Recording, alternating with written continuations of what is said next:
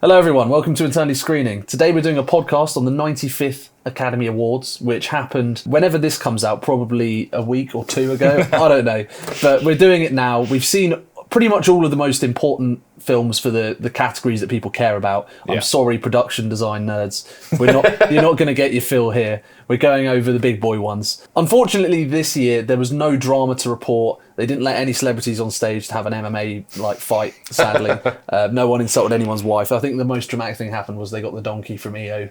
Oh yes, that was pretty much it. You know, no, wasn't it the donkey from Banshees? The donkey from Banshees. That's right. They didn't get the donkey from EO. Yeah. They really should have let the two donkeys have a cage match just to make the ceremony a little bit more bearable. For all we know, it's the same donkey. I mean, they had two donkeys on stage at one point because Jimmy Kimmel was pulling the donkey along. Oh, okay. So, you know, two donkeys. I get it. Yeah, very good. Anyways, so I guess nothing massively of note happened outside of the awards, but the most significant thing that seemed to happen inside of the awards was that Everything Everywhere All at Once, which is, you know, if you haven't seen it for some reason, a somewhat strange indie film, A24 produced, I believe. Very wacky multiverse, action, comedy, family drama. Just out of nowhere came and actually swept the awards. Normally, when a film is nominated for tons of stuff, like Everything Everywhere was for pretty much almost every award, normally that's a death knell, because you know that if it's nominated for everything, it's probably not going to end up winning that much. Point in case The Favourite and tons of other films. I mean, what did you make of it? I found it to be a very visually engaging and sort of heartwarming family adventure film. There's a lot of films now, you know, thanks to Marvel, tackling the multiverse theory, and it was kind of interesting that this seemed to arrive at a similar time as all of that stuff is happening on one side of the kind of Hollywood output machine. And this manages to root that concept in something very tangible and wholesome, with like the basically rooting it in like a family that's sort of splitting apart and needs to come together, and it's just these like uses the mechanics of a multiverse in this really grand life or death kind of stakes and just elevating those to ridiculous levels. I thought most, if not all, of the performances in it were excellent. I really liked Ki Hai Kwan. I thought he was excellent. It's great to see him back on the big screen and like a really sort of large budget, high scale thing. I thought Stephanie Sue was amazing as the daughter, and obviously Michelle Yeoh is fantastic. It's a strange one because in my mind it's like a tale of two films. It's kind of like you have all of the, as I was saying, all this like large scale stuff, and then all of the very pared back kind of family drama. And I kind of liked how that was resembled in, say, the fact that we were in the offices, and that was kind of like our route for all the conflict, and that everything was spiraling out one place to another, but it all kept coming back to this like one kind of sort of central location. I thought was like quite a fun conceit, because it kind of made everything feel so microscopic. It was a film full of sort of contradictions and juxtapositions, but I thought it worked it pretty well. Would I say it's the best film of the year or the best, sci-fi film I've ever seen, as some people were lauding it to be? No, but I do think it was like very singular and unique in its storytelling voice, and also the voices it was telling choosing to tell the story from. I think ultimately it was like a very rewarding movie-going experience. So I can completely see why this drew so many people in, but what do you make of it? I mean, I also liked it. I watched it a bit earlier before all the hype, but it's sort of perplexing to me because it's at the same time it's a very Oscars-y movie, but also not. It's very much a genre film, and it's like kind of I like that it sort of branches out briefly into like a martial arts film. The humor's very crude, which generally doesn't go down well with old Academy voters who prefer to just sort of sit around and smell their own farts, I imagine, and that's their idea of a good time. But for the most part, it's like a really, like you said, a wacky action comedy sci-fi film. So I'm sort of perplexed on that front. I do think it has like important messages and like wholesome messages in it, which mean that it sort of connected with people in some way.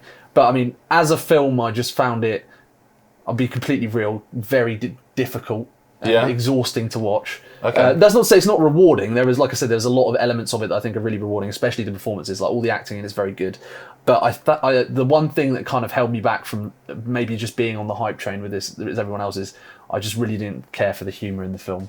Yes. In a massive way. It was a bit random shit. Yeah. A bit sort of BuzzFeed era internet humor. A little in bit, places. Like the conceit of the everything on a bagel. Yeah. That as a kind of core construct, as like a joke that was being returned to. Like, as a joke in isolation, it's one of those things you'd be like, roll your eyes at. It's the thing but that it seems to be a thing in this film is that it's sort of part of the concept of the film where everything loops back again. So they never really leave a joke. They keep coming back to the same set of jokes. They set up a set of jokes, and some of those jokes are funny and some of them aren't. Yeah. And like, I don't think the hot dog fingers thing is very funny, but like they really go on that one.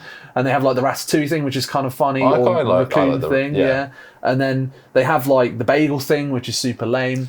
But then they have the butt plug bit, which is hilarious. The butt plug thing's kind of funny, but then like, I don't know. I feel like it's a bit of give and take. I think sometimes they nail the humour and sometimes it's a little off base. I never think it's super egregious in my experience. But I mean, generally, I understand why it won, and I think even though I don't like love the film, I think it's a bit different. You know, it would have been very boring for like, I don't know, as much, even though I think it's a much better film, it would have been way more Oscars to have just given it to the Fabelmans, right? Oh, for sure. So yeah, the fact that it won is actually kind of like a little victory in that sense, because like you say, so few genre films ever even get nominated, let alone awarded. And I guess that was a bit of a change this year because there were so many genre films nominated. I mean, looking at the other nominations, you see a bit of a change of pace there this year, which was kind of interesting. I mean, Top Gun getting a nomination. I mean, I get that it was massively successful and everyone and their fucking mum loved it. Yeah. I really liked it too.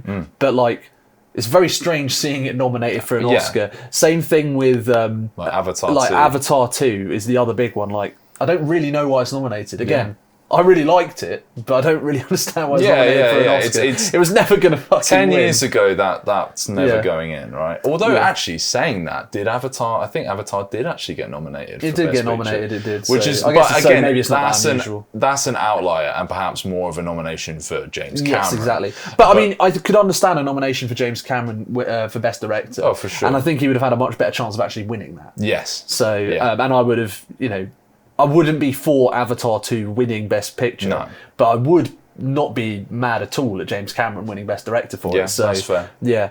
So, I mean, what do you think actually should have won? Because looking through all of the films, for me, of everything nominated, it's between Banshees and Tar, and I can't really choose. I am with you, but I can choose, and I would choose Banshees. Because I think I might choose Tar. Okay. We both saw Banshees. Yeah. It didn't win anything, did it? God, it didn't. It didn't win anything significant. It might have won something else, but as far as I can remember, it didn't win a single award. That has to be pretty brutal, especially in the acting department. Because while I said that the acting in Everything Everywhere was very good, I don't think it's anywhere near as good as the acting in Banshees or Tar. No, and I think that's what elevates Banshees. I think it's a really simple construct for the film to operate around. Yeah. Like, I was anticipating going in. So, for those that don't know, the conceit of Banshees of Inisherin is two friends fall out. Yeah. One friend just suddenly decides one day, I'm not going to speak to you ever again, and without informing the other party. And it's just examining the fallout. I thought that was going to be our kind of inciting incident, and things go on from there and it evolves. But that is really the crux of the film. That is what it orbits around. But it's amazing how much and how skillfully written the screenplay is for that to carry so much weight and evolve in the way that it does. And it is, crucially tied to the acting performances within it. Brendan Gleeson and Colin Farrell are just absolutely amazing in it. I'm loving the fact that in this era of Colin Farrell's career, he's really able to flex his muscles in that way, because there was a time where Colin Farrell was considered like a sort of washed up drunk who had kind of sort of squandered his talents, or maybe that he was kind of just a pretty boy that never really had much talent, because, he was starring in some kind of cut rate productions like... it was in Alexander, which basically killed his... It was a big budget thing, but it flopped hard. Yeah, and that was at like the peak of his alcoholism, and you know he came back from that. He fought against his demons, and he came back and he got to star in some like absolutely fantastic roles.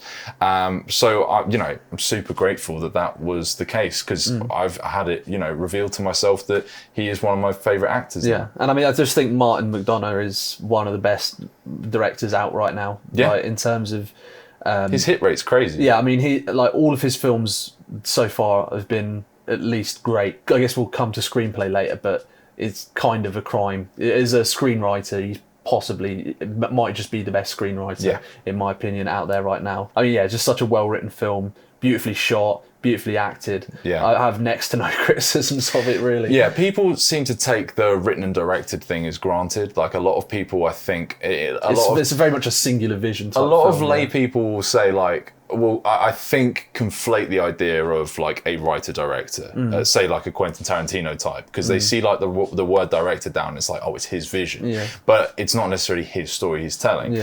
Some people, for example, Sam Mendes, who we'll talk about a bit later, are great at telling someone else's story, but not necessarily as brilliant when they're writing it themselves. And for Martin McDonagh to be able to juggle both is no mean feat. It should not be taken for granted. Yeah, I mean, he used to be like a playwright type guy, and you can tell that he's just like someone who's basically mastered the craft. Right. If you've seen In Bruges, if you've seen Seven Psychopaths, if you've seen 3 Billboards, like he's just a very good writer, and he's not a good writer in like a sort of literary way necessarily. Though I'm sure he's probably got that in his arsenal. It's more that he just writes really funny, dark, interesting, like relatable scripts that like have really fun characters. The characterization is like absolutely key with all of it. And it's awesome to see the In Bruges boys back together. True. In an equally miserable film. No, I love the setting of Banshees as well, because it feels very isolated. It's interesting, this year there seem to be more sort of Irish-based films, or like a lot more sort of Irish actors. You got Paul Mescal was nominated in there. You had like The Quiet Girl. I think that's pretty much that is it. But like, I don't know, kind of 3 main things focusing around Ireland. I will admit, 3 actor nominations for Banshees. That's true, and I will admit, I did think Women Talking was set in Ireland because their accents were so fucked in it. But that's by the by. I think that's a cool bit of representation, but you don't tend to see... Ireland is so often where people shoot films now, because it's cheaper to do it than, say, and it looks like the UK or whatever. It looks amazing as well. It's got, it's a beautiful country, but you never really see Ireland as Ireland, right? You always see it masquerading as something else. And, it makes for a fascinating backdrop.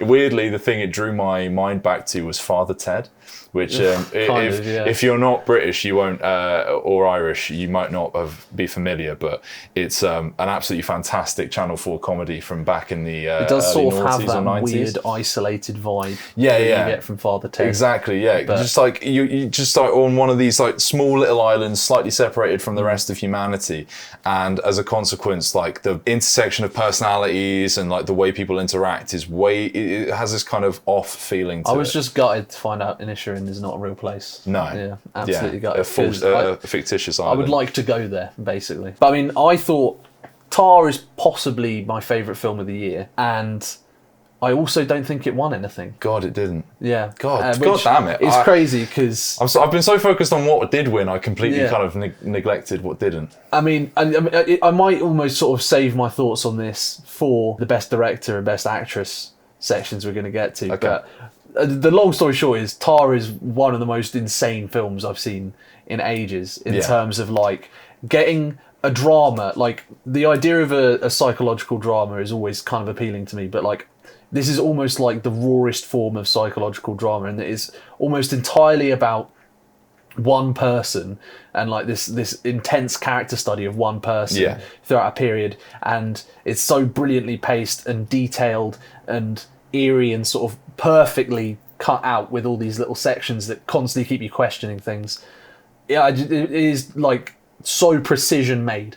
It's one of those films where like every single shot is exactly how it should be, and if you watch this and you pay attention, there's so much little things you can pick out and appreciate about it. And like in terms of just like it's such a tightly finely tuned piece of art. I just thought it was like absolutely Yeah, no, I thought, Amazing. it is an amazing character study. Yeah. We'll get into how brilliant Cate Blanchett was in it later, but it's incredibly intense and kind of poignant in terms of it's Best ending of the year. yeah, amazing ending. And I think a lot of people were kind of pointing to it as like an example of when a female character gets treated with the same kind of reverence as a male character does, where you're not painting... I'm paraphrasing a kind of an argument I've seen others make, but essentially that in response to sort of feminist movements, a lot of writers have tried to create female characters that are a little too pristine, a little too perfect, and not give women the same opportunities to be as fucked up and ruthless as the blokes. Yeah. But you know, you see in films like this is a kind of perfect counterpoint to that, and a perfect example of how to sort of create a richly flawed and intricate... It's the most interesting portrait. character I've seen in a film for like so long. Yeah. And I mean, I think what you're talking about basically just comes down to people not understanding what the term strong women characters is supposed to actually mean. They think it means that the characters are strong and flawless, as opposed to it's written strongly. Yes, as in exactly. It has depth. Right. So that's just down to people having no brain. But, misinterpreting, yeah. But yeah, basically highly recommend Tar. By far one of the best films of the year. Oh, easily. I couldn't really say enough good things about it, but I will later. There was the classic Spielberg nod. Yeah. Where it was never going to happen. But you got to chuck it in there because Spielberg's still out there and you got to pay your dues to Spielberg. But you know what? I respect the Fabelmans so much because I've kind of fallen in and out of love with Steven Spielberg. Everything pre-Munich. Not everything pre-Munich, but Munich is great, and he probably has the single greatest filmography of any director who has ever lived. Certainly apart from maybe like Kurosawa or someone, but like he is the greatest living director, pretty much. Some would argue Scorsese. So you could argue Scorsese, but I think you could argue Spielberg even easier. Yeah. So he's got more variation, I suppose. But like obviously his like output has varied in quality massively. I mean, that's Munich, what happens when you put out films like almost every year of your life for like 40 or 30, 40 years.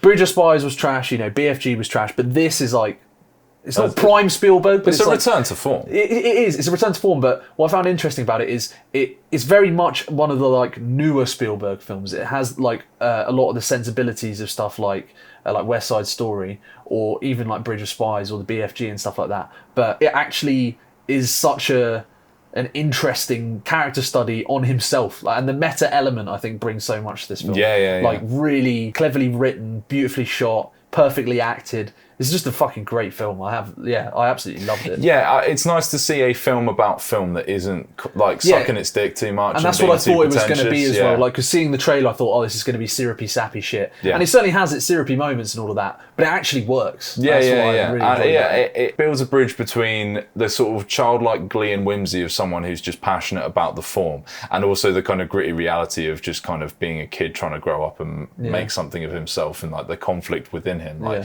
because it's not like you rock up one day and you're like, I'm going to be a director, and they're like, sure, kid, here's your big break. It would be insincere to suggest otherwise, and I'm glad that he portrays it in the way that he does. Second best ending of the year. Oh yes, that's a great final shot. Don't spoil it, but the final shot is genuinely, it just made me so happy. It was just the coolest shit ever. Like, it was so awesome. Yeah. Okay, so quickly moving on. So Triangle of Sadness, I also think didn't get enough love. No, underrated film. Yeah, super very underrated. It's kind of weird to see it here. So like Ruben Östlund. Yeah. I've seen 1.5 of his other films. I've seen Force Majeure, which is amazing. And I've seen half of The Square, which was really good, but I didn't finish it. Okay. So, but he's like won.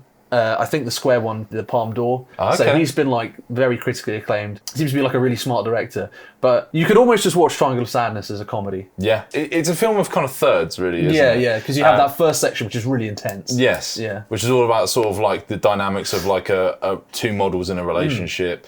Then you have the boat sequence, which is fucking the brilliant. boat sequence. It's so elite. good. It's fucking so amazing. Good. Yeah, and then you have the kind of Lord of the Flies sequence at the end. Which a lot of people really don't like. And while I can see it's a change of pace that maybe the film kind of ends on a slower note, I actually think the actual ending makes up for it entirely. Oh yeah. I think the problem with it is not so much the way it ends; it's more that it comes after such a high. Yes, The high of like basically everything that can go wrong on this boat just does go wrong. And is the great thing, you can feel good the whole time because everyone on the boat's a massive. Yeah, arsehole. they do. They put as much detail as they can into painting everyone as like a sycophantic arsehole. It is awesome. It is like the best like half an hour film this year possibly. It's fucking amazing. just a couple dozen rich old fucking conservatives just throwing up everywhere. Weapon merchants, just like incredible. Because like what I like about Ruben Osterland is like if you watch Force Majeure,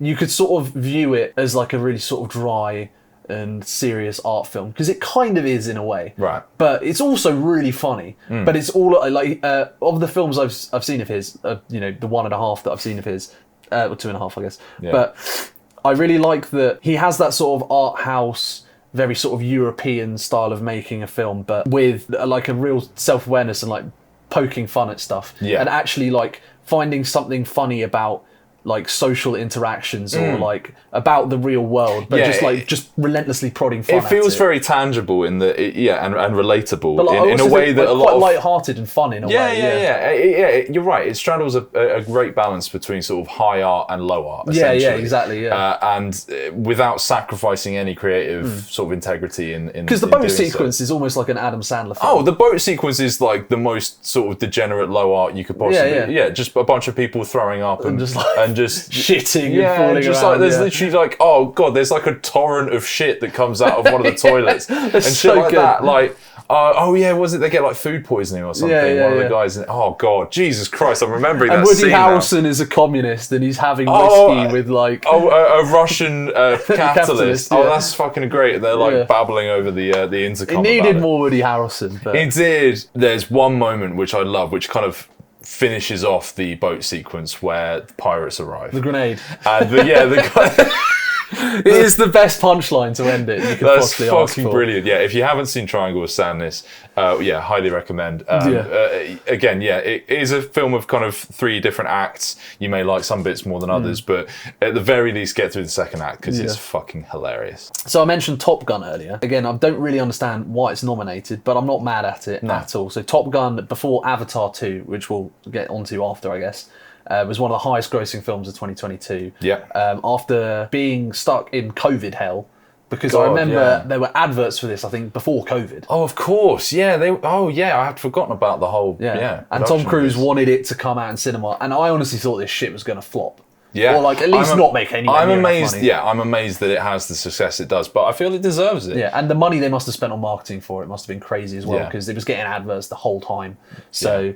It came out, and it is just a rip-roaring time with the lads. Well, it's a fun action film. It may as well be. It says on the tin. It may as well be a Mission Impossible sort of spin-off film in terms of the way it's constructed, because. But I think it feels distinct enough, because I was worried that with Tom Cruise being who he is, it was just going to be like Mission Impossible. Yeah, I guess so. You know what I mean? Yeah, I guess character-wise, it definitely feels separate. But in terms of the construction of the film, of like literally like, here is an impossible task, you have to achieve it in planes, and the way that the action is shot, I mean, it's impeccable. And I think this is something that Tom Cruise almost single-handedly. Obviously, you've got to give props to all the people he surrounds himself with to get it done. Yeah. But his insistence on kind of doing all this like big-scale action with like him in the thick of it has transformed a lot of what modern moviegoers expect from an action set. Yeah, he's kind of setting the standard. Yeah. Like, it's really good that this, I think it's very good for films that this is so popular, because they actually put so much effort into all the action. Same for Avatar, actually, but we'll come to that. So much effort and craft has been put into this. And even though I don't think it's like an amazing film, like, and it's just like, but that's what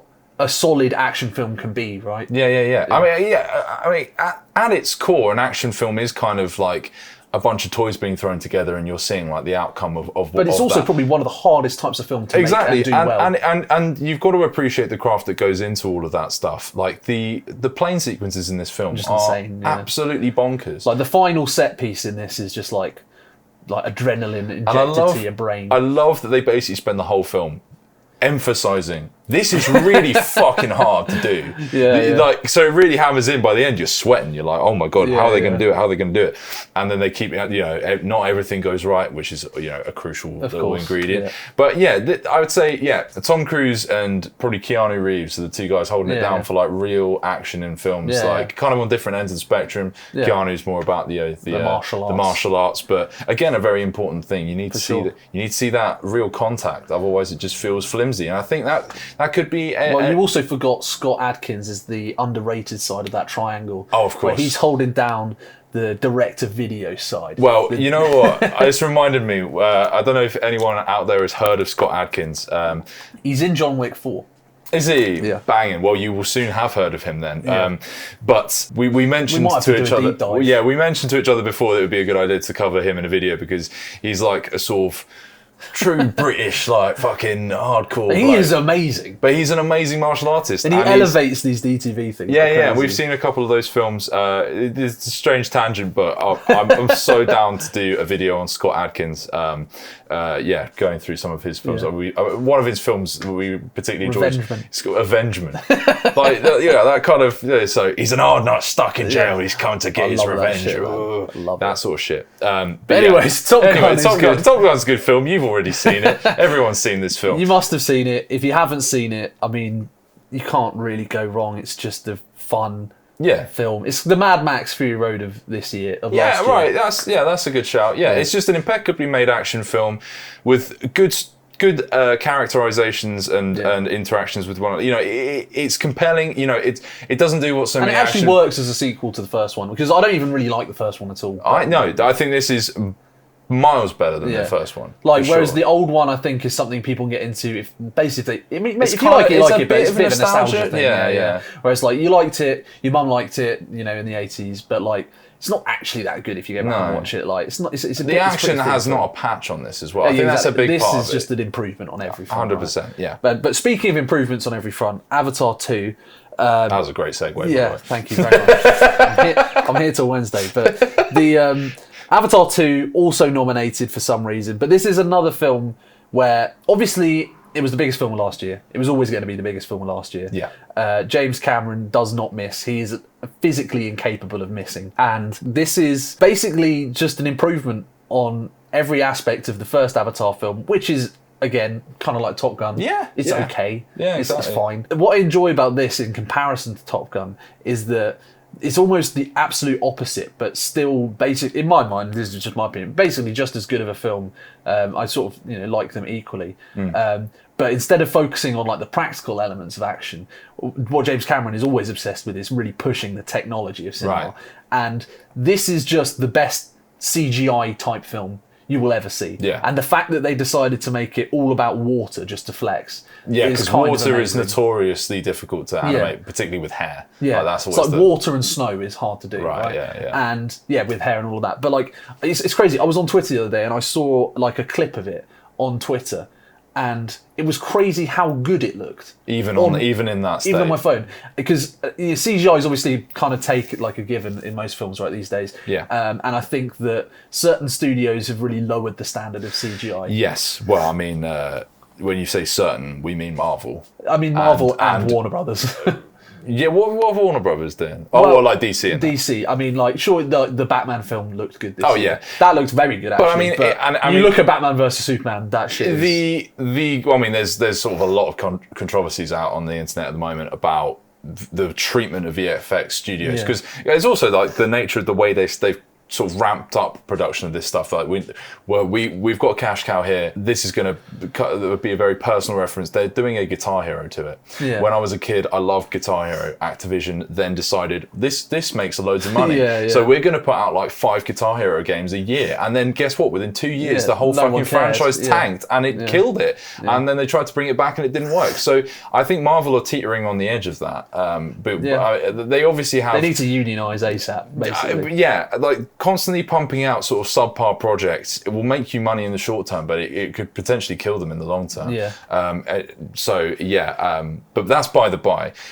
it makes for a lovely contrast to Avatar because James Cameron cares so much. Yeah. It's the complete opposite in terms of the approach to the creation of it, which could, a more cynical person who doesn't have the same sort of familiarity with James Cameron as moviegoers might sort of see those two sort of film franchises as one and the same. Like, Avatar and Marvel is basically the same shit. Yeah.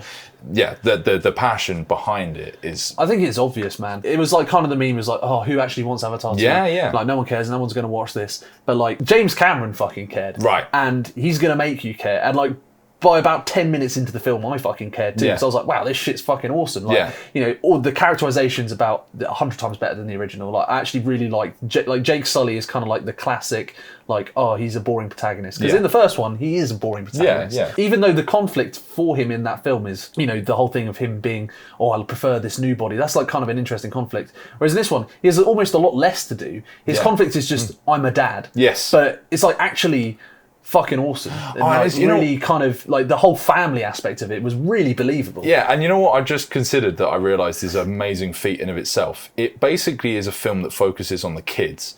A kid-centric sequel that is actually enjoyable, and none of them are particularly obnoxious. And he already did that with Terminator 2, which on paper should have been trash. You're right. But it was fucking... And he did it with Aliens as well, really. True. Kind of. In a lesser way. But in a lesser way, I mean, he just doesn't miss. And man, it just has like, for a crowd, it has like an amazing, as you'd expect, an incredible like final action finale. Like people in the cinema I was watching it in were like cheering and shit. Like the bit where the guy... the bad evil guy comes down and he goes, I'm going to kill you, but first I'm going to kill those little muck kids. And then Jake Sully gets up and he goes, let's get it done. It just slaps, man. It just goes so hard. Sometimes it just works. Sometimes it just works. Because James Cameron knows he is like the ultimate crowd pleaser. He's like tickling the nutsack the whole time. I guess you could definitely make the argument that no director knows how to give the audience what they want more than James Cameron. He knows, and in a way that still maintains his artistic integrity at the end of it, because that's a difficult balancing act. Because it does feel like a very artistic film as well. Nowhere more so in my mind than in the kind of sort of mid to early section kind of adventure sequence where the characters are really exploring the watery world of this new kind of part of the civilization. Yeah, it kind of really expands the lore in kind of an interesting way. Oh yeah, and I was honestly just like sat there watching, like I could have watched like a whole you could have made the whole film about them just sort of going David Attenborough. Swimming through caves, finding like big sea creatures, and kind of like I was like, oh yeah, I'm well into this. Just make a Pandora blue planet. And I'm there. Yeah, and it had, out there shit had like psychic whales. I mean, what's not to like? Oh, the psychic whale shit was amazing. Like, that was so sick. I loved that. Yeah, where Matey Boy gets. He gets bullied by those goddamn racist kids. The whales understand. And then he's about to get chased by that sort of weird shark-looking thing. And then the whale turns up and saves the day. He's like, yeah, bro. I've got your back, bro. The bad guy from Avatar is basically Nelson from The Simpsons, where he goes, where Lisa goes, nuke the whales? You really believe that? You gotta nuke something. Straight up. But and just my final thoughts on it, as like the action sequence at the end, I think is what's amazing about it. And I think I've spoken at points about the geography of scenes. If I haven't spoken about it in one of our videos that's already out, which I've spoken about it in a film that's going to come out. What was great about it is it all kind of takes place in the same area for the last like half hour of the film. But it's the way things unfold. The geography changes because the landscape around it morphs the geography. So they're all on this big fucking boat, this kind of like aircraft carrier type looking thing. It gets blown up. It gets blown up. So you have the initial sequence of them like raiding the boat. Then the whale comes up and fucks the boat up. Then the boat's submerged, and you have the kind of the fight as the boat's sinking. Then the boat has sunk, and then you got like the action of like them trying to get out of the boat. And so it's all in the same area, but the thought and choreography and storyboarding behind it must have been incredibly detailed and had to be really finely worked to make that compelling throughout. But it makes it so much more immersive as a result, because immersive because you're underwater. Very nice. Anyways, obviously it's the Oscars, so you're always going to have your obligatory historical biopic film. Of course. This year we had Baz Luhrmann's Elvis. Yes. Which, by Baz Luhrmann standards, even by his standards, was incredibly demented. Right. To the point where you have young Elvis walking down the street to Doja Cat for some reason. True. But I have quite mixed feelings on Elvis. I don't have mixed feelings on it. I actually genuinely quite enjoyed it. No, I think I'm with you. Yeah. But there are elements of it that are fucking god awful. Elephant in the room about this film. Tom Hanks. Tom Hanks. Yeah, okay. He is fucking appalling in this film. Like Tom Hanks is a An amazing actor, rightly beloved across the land. But fuck me, whoever said to him, that voice, that your Tom. performance in this, keep doing that, keep going. Like, someone didn't say cut. who are we? I'm sure we were watching the film and we were thinking of other people to cast in that role. Like, I think didn't we say Stellan Skarsgård? Oh yeah, that would have been brilliant. That would have been great because he's got a slightly European already got accent. the accent. Like so, and he's of the right age. They had to like old and fat him up, like, and it looks terrible as well. Like the makeup. But it's weird because everything else about the film, like you, demented is a great word for it because it just feels so intense. Yeah. Like I've not watched a biopic in a long time where I feel like that real, genuine love of the person being sort of having their story told. Because for all this film's faults, I believe that Baz Luhrmann's like, I love Elvis and I need to tell this story. The true story behind it is really heartbreaking. I think that carries the film a long way. And the film is, because it's Baz Luhrmann, so it's obviously massively over the top, super, I mean, you could kind of call it like over-directed, over-edited. To a crazy degree. Yeah, 100%. But it is kind of unique, and it's not like your standard. Like when you look at if you look at the poster, you're going to think, oh, it's going to be one of these films. It's going to be like a Bohemian Rhapsody. Yeah, exactly. And it's not a Bohemian Rhapsody, but that film is awful. Yes. So it's certainly better than that. And I think I actually liked it overall, but it is, like you said, the narrative around like how Elvis was treated by the music industry. And obviously Austin Butler's performance was very good. Yeah. Gives it a lot of weight, and it has its own personality, which I think for sure. It's a low bar, but like for these kind of films, you just so rarely see that. I was so ready to expect another Bohemian Rhapsody. I haven't seen Rocket Man or Judy. But I imagine those are kind of Judy as well. Yeah, I imagine those are kind of on a similar level. Yeah, they're all kind of the same film. I mean, Rocket Man is a little bit more like this. In my mind, those films, what they are is like a dramatic retelling of a Wikipedia article. In that there's just no real. You put the Wikipedia article into ChatGPT and it'll do this. Yeah, exactly. It feels like there's no real humanity or depth to what you're watching. It's just kind of like regurgitating facts to you. This kind of comes with an angle, like a perspective. Exactly, on which is aided by the crazy editing because it's not just an angle, but it's a one-man specific telling of his kind of interpretation of his life and how he kind of wants to portray it. Like you say, a low bar, but at the same time, the editing in this is beyond crazy. I guess we'll talk about that a little bit later as well, but good Lord. Yeah. He was hopped up on something. It's a lot, yeah. It's a lot. So next we have Women Talking, which I don't really get why it's nominated, because I'll be real, this is probably my least favourite of all of the films here. There must have been plenty of other better women-directed films after Sun that you could put in there, because I know they are. I'm glad they're being more inclusive and putting just put more nominations in if that's what you need to do to get a woman directed film in. I think that's good, but After Sun was so much better than this shit. Yeah. So Women Talking is like I said, it's the film that feels like it's set in the olden days, but it's actually set in like a Mennonite colony in America, and all these women, they're being abused, and they're sort of making a decision on where they want to go next or how they want to escape this colony. So it's like a very serious film, but I was really held back from enjoying it. One, because I think the dialogue was massively overwritten given the concept of the film. Okay. Which is, these are all women who've been deprived of education and, a lot of socialization. Yeah, that's very valid, and the script is like incredibly verbose and poetic and like, oh yes, all this kind of stuff. Yeah. And also, it is one of the worst instances of colour grading I've ever seen on an Academy-nominated thing. Yeah. Basically, someone went on this film and went, turn up all the blue and grey, we're done. Yeah. But and whilst it's got some good performances in it, and I think the core story is actually really interesting, it also, in my opinion, fails to tackle the conflict that they're in any interesting way, because they all basically seem to agree on the correct decision, which I would agree, which is fuck this, get out of here. Yeah. They all seem to agree on that pretty much immediately, apart from like one person. Yeah. And then the whole film is them just talking about random shit. I mean, yeah, I didn't really rate this film that much at all either, but the storyline is the most compelling thing about it, and it is a deeply sort of traumatic and interesting story to tell. And they kind of tell it through the framework of, say, something like 12 Angry Men. You may as well have called this film 12 Angry Women. Yeah, I'm surprised this wasn't based on a stage play, which it really feels like one of those films that's like just... Well, there's another film we can talk about later on like that. Of course. Where you're just adapting a stage play, but it's actually not, which makes the restriction the film places on itself. You feel a little unnecessary. Yeah, no, I know what you mean. Yeah, I just thought it was a very mundane way of telling this story. I feel like the weight of the concept is intense, and some of the performances, like I particularly, Claire Foy and Jessie Buckley. Jessie Buckley's good. Yes, I forgot about Jessie Buckley.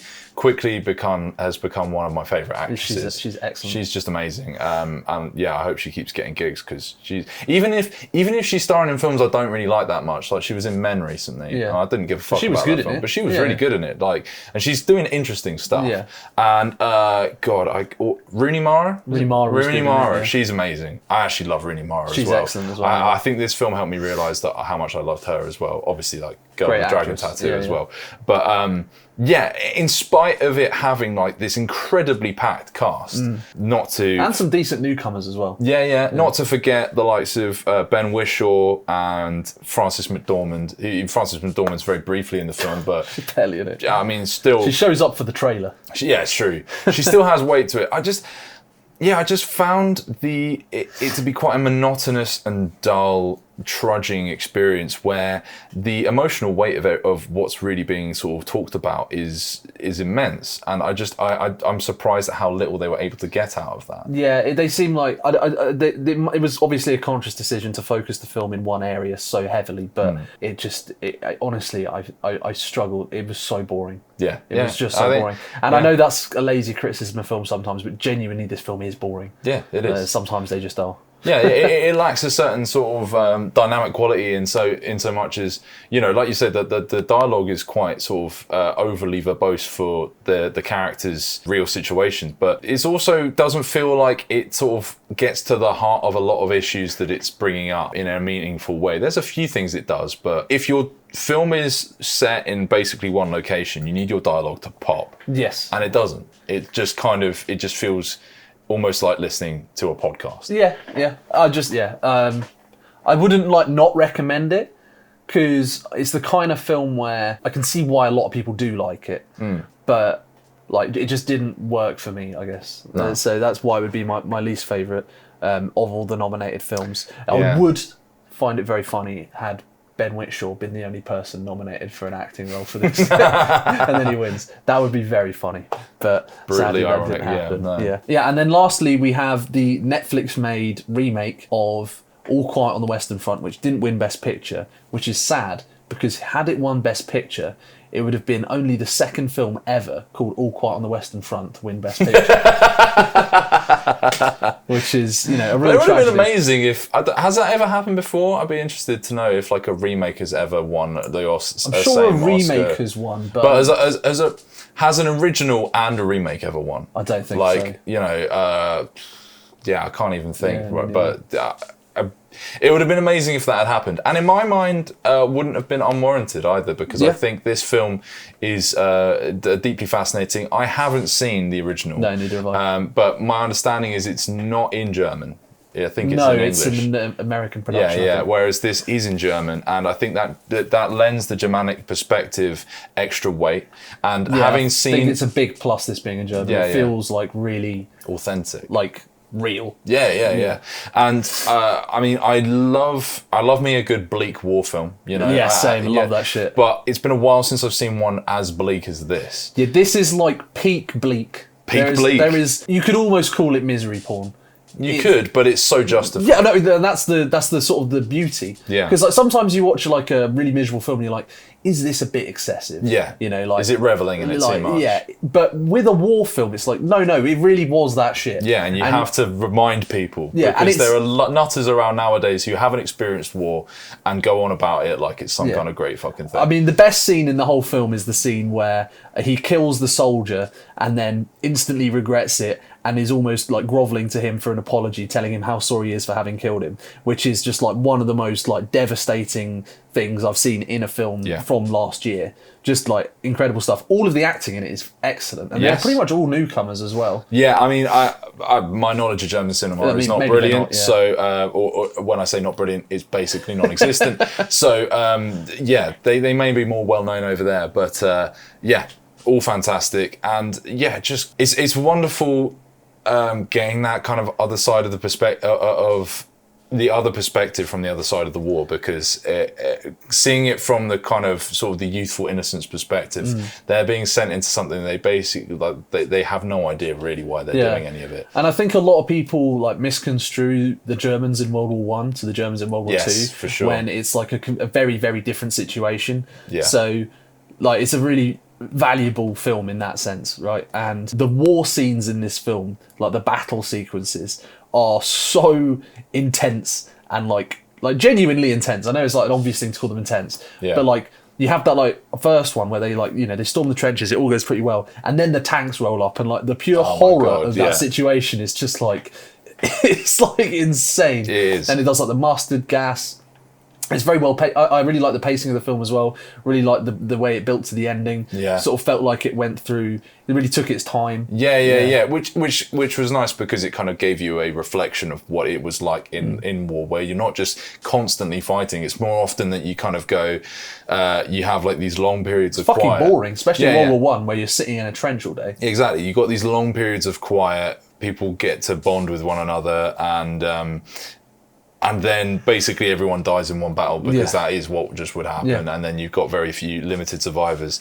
And I loved how kind of bleak and crushing the ending was, with dying for nothing, essentially. Yeah, it is very which summarises the whole film. Yeah, and just to note, the cinematography in it is just absurdly good, absurdly good. I wasn't very big on the music on it.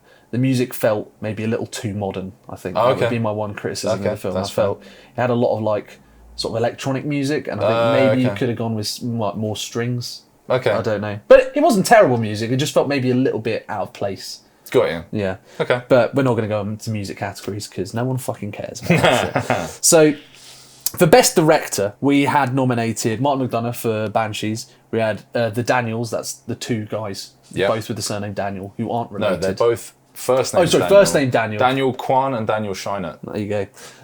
Who are not related, but they are a both package called Daniel. duo. Yes. You have Spielberg for The Fabelmans, you have Todd Field for Tar, and you have Ruben Östlund for Triangle of Sadness. And the Daniels obviously won. Yes. So I'll be completely real. Yeah. I think of all five, they were the least deserving. Not undeserving, but the least deserving.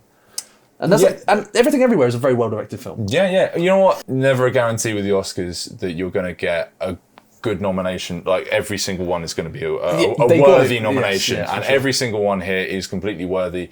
We could sort of bicker all day about whether it's Todd Field or whether it's Martin McDonagh, but any one of those could have won, and I would be okay with it. I am okay with the Daniels winning it, but I do think Martin McDonagh should have got it. Well, actually, you know what? Maybe Todd Field. I actually think, because I think Martin McDonagh should have won screenplay. Yeah. I think I'm with that. Because the thing with Tar, for me, I know I kept going back to this, but the visual precision and we were watching it together, right? And those little hints that it just kind of plants in a frame, or those tiny little bits, and the way it's just it's impeccable. It's exceptional. And I've only ever seen one other Todd Field film, Little People, I think it's called. Okay. And it was pretty good, but you never would have suspected. He's not directed in years. I don't even know what he was doing for money. Yeah, he's not made a film in so long, and he just comes back with this. And some of the long takes in it, I think about the university student scene. Oh god, that's fantastic! And you have this 5-minute shot, which is just unreal, where the camera's moving around, and you can see how when you do a long take and the camera settles, you're kind of editing in camera because the movement happens, but then you settle on a shot. And every shot it settled on was a great shot. Yeah. The blocking must have been crazy for that shit. Because you probably couldn't have done too much on the ground to mark it out either. No. Because you'd have just seen it. Yeah. That's a great scene in general as well. That what I would call the Twitter scene, because it had everyone going off on their various different kind of political tangents. It was it was one of those films. you get an old. I presume Todd Field is an older guy. I presume he's in his 50s at least, right? Okay. I have no idea. But when people often make films of that age about like, especially because that film revolves a lot around like, you know, cancellation. Yes. And like, it can. The fact that it's not an embarrassing like Ben Shapiro style. Yeah, video or true. It something. really kind of goes into it kind like of does really nuanced way. It kind of examines cancel culture, but like. Like in a very real way. Yeah, it doesn't feel like it's a complete fabrication. And it's not just preaching. It's not just going like, oh, being woke is bad or something. No. Like you know, I feel like it gives merit to both of the arguments. That if you were to take just that scene in isolation, both characters, they have merit to their arguments. But then what Tar does is just massively like overstate the point to the point of basically bullying the other person into siding with her and not taking no for an answer, which is of course a great character reflection of who she later is revealed to be. The interesting thing about the scene is she's kind of, you agree with her in the scene because the point that she's making is like a very valid point, but it's a very revealing scene for her because she almost takes it as an opportunity. She's clearly a character who loves the sound of her own voice, and the way she sort of like punishes the guy. It goes from a sort of philosophical disagreement into a berating, a beration, is that a word? I don't know, probably. Of that person and completely pulling apart their worldview and ideals just for the sake of promoting yours and to, you know, it's an argument worth having, but it's the way she has the argument that is so telling. And the way it's shot kind of is perfect as well because it's encapsulating the whole argument in like a very succinct way. Like it doesn't let you look away. Like you're forced into it. So yeah, for me it should have been Todd Field. But honestly, I'm not mad that the Daniels won it. Everything Everywhere. I guess what's impressive about it as well as the action scenes in it are fucking great action scenes. Oh yeah, for sure. But it's also like, so that's like fair play because it's not really an action film. No. But like the way, obviously all the performances are handled, the way scenes are shot, like a lot of the shots are very aesthetically pleasing, and the way the film is edited together must have been a fucking nightmare. Yes, editing, for sure. But I wouldn't be mad at any of these guys winning, basically. No, I agree. Yeah. I really... even Spielberg. I mean, I know that Spielberg's won a bunch, but how many times has he won before? He's not won it that many times. Has he not? No. But he's been nominated every single time he puts a film out. But yeah, I mean, this is, again, as we were saying before, a lovely exception to the kind of modern Spielberg rule that he actually did deserve this nomination would have definitely been happy to see that. So another film with a lot of really great details in it. For sure. Yeah. Really, and I guess another shout out to Ruben Östlund because Triangle of Sadness was very, very fun. Yeah, really enjoyed it, and on a technical level, very good because it's hard to make people look like they're actually throwing up. Yes, and he nailed and it. Also doing stuff on a boat. That's an underrated. Underestimated how difficult that is. And I like that the film really embraces the fact that the boat moves because a lot of the time, you're shooting a scene on a boat in a film and it's just completely flat. Yes. And they're just like not moving, and it's like, well, that's obviously not a boat. Yeah. But this film it really makes you feel like you're on a boat. It really makes you. Shout out to IGN. So moving on to screenplay. Funnily enough, all of the same films were nominated for best screenplay. As they were for Best Picture. And we've basically already covered this, so Everything Everywhere won that as well. Yes. It is a good screenplay, but I think we both agree Banshees of Inisherin should have won that one. Yes. No contest. I mean, good dialogue. This is like almost the example film you could show. This is a masterclass. Good dialogue. Masterclass. Yeah. Really eking everything out of a very simple concept. And I think there's so much to be said on an artistic level for kind of grounding yourself in a simple concept because I've heard this said before by many people, but having every tool at your disposal and all of the options, which I guess is something to be said for Everything Everywhere. Yeah. It's like the opposite. It's like very. It's the opposite. Yeah, exactly. It's a lot harder to construct something when you have everything available to you. If you have no kind of nothing to specifically steer you down a path. You need a central thesis. It can be really hard to rein yourself in as an artist and find the best path through that. So by giving yourself a really tight constraint of like, this is, isolated community, very simple concept. It can really basically like 5 characters. It can really challenge you as an artist to bring as much life to that as possible. And Martin McDonagh rose to that challenge impeccably. And it's great as well because it is like essentially a black comedy, and when it's sad, it's really fucking sad. But when it's funny, it's really, really funny. Yeah. So it's very similar to In Bruges in that way. For sure. Whereas I think In Bruges probably leads maybe a little bit more to comedy. Yeah. This one leads a little bit more to tragedy. The quality of the writing is at very least equal. Like, and I really enjoyed, because obviously the main focus is around Colin Farrell and Brendan Gleeson's characters, but like the sister of Colin Farrell, who I can't remember the name of, is like just as well written, excellently written, and Barry Keoghan's character as well. Barry Keoghan's fantastic. Amazing. Again, another actor who's like always impressing, but is like, you know, year on year just putting out more great performances and quickly becoming one of my favourite sort of rising stars. Yeah, he's a great character actor as well. Like him in Killing of the Sacred Deer is like another great example. If you can give him a role where he gets to play like a sort of odd character. Yeah, well, he is really the Joker, baby. Oh, he is. That's true. Yeah. Forgot about that. Yeah. Oh, so yeah, we'll get to see. If you've ever looked at Barry Keoghan's face and gone, he'd make a great Joker. He does have a very weird face. Yeah. But yeah, I mean, these are all great screenplays, basically. So that much. Obviously, I think the Tar screenplay is great. Fabelmans screenplay, also great. And the Triangle of Sadness screenplay, also excellent. Although I guess maybe. I probably put the Banshees, Fabelmans, and Tar as like a sort of the upper tier, and Everything Everywhere and Triangle of Sadness slightly below that. But that said, anyone could have won this, and I wouldn't have been too sad about it. I guess the only reason I'm a little sad that Everything Everywhere won this is not so much because it didn't deserve to. It's more that by winning everything, it's kind of sport it for other films by not allowing them their time in the sun. This is a little bit of a robbery, if you ask me, because the Banshees screenplay is just so good. It's like the kind of screenplay you could probably teach in film school, right? Like or any kind of literary school, like it's that good. Yeah. I honestly think it's such a great, beautifully written film. So, I'm actually quite gutted that it didn't win. And then we got the adapted screenplays. So this was when I discovered if a film is a sequel, it has to be an adapted screenplay. Yes. So in this category, we had Women Talking, All Quiet on the Western Front, Glass Onion, Living, and Top Gun. Yeah. So, in spite of, you know, Top Gun and Glass Onion not being based off of anything else, they are a sequel to something They are else. Technically based on the first. But they're based on characters. So as a continuation of the story, I guess I understand it, but I feel like it's a strange... I guess you're going to have to classify sequels one way or another. Yeah. So I guess, you know, I don't actually know which... So Women Talking won, but I don't really know which one I would actually pick here for my personal favourite. Because...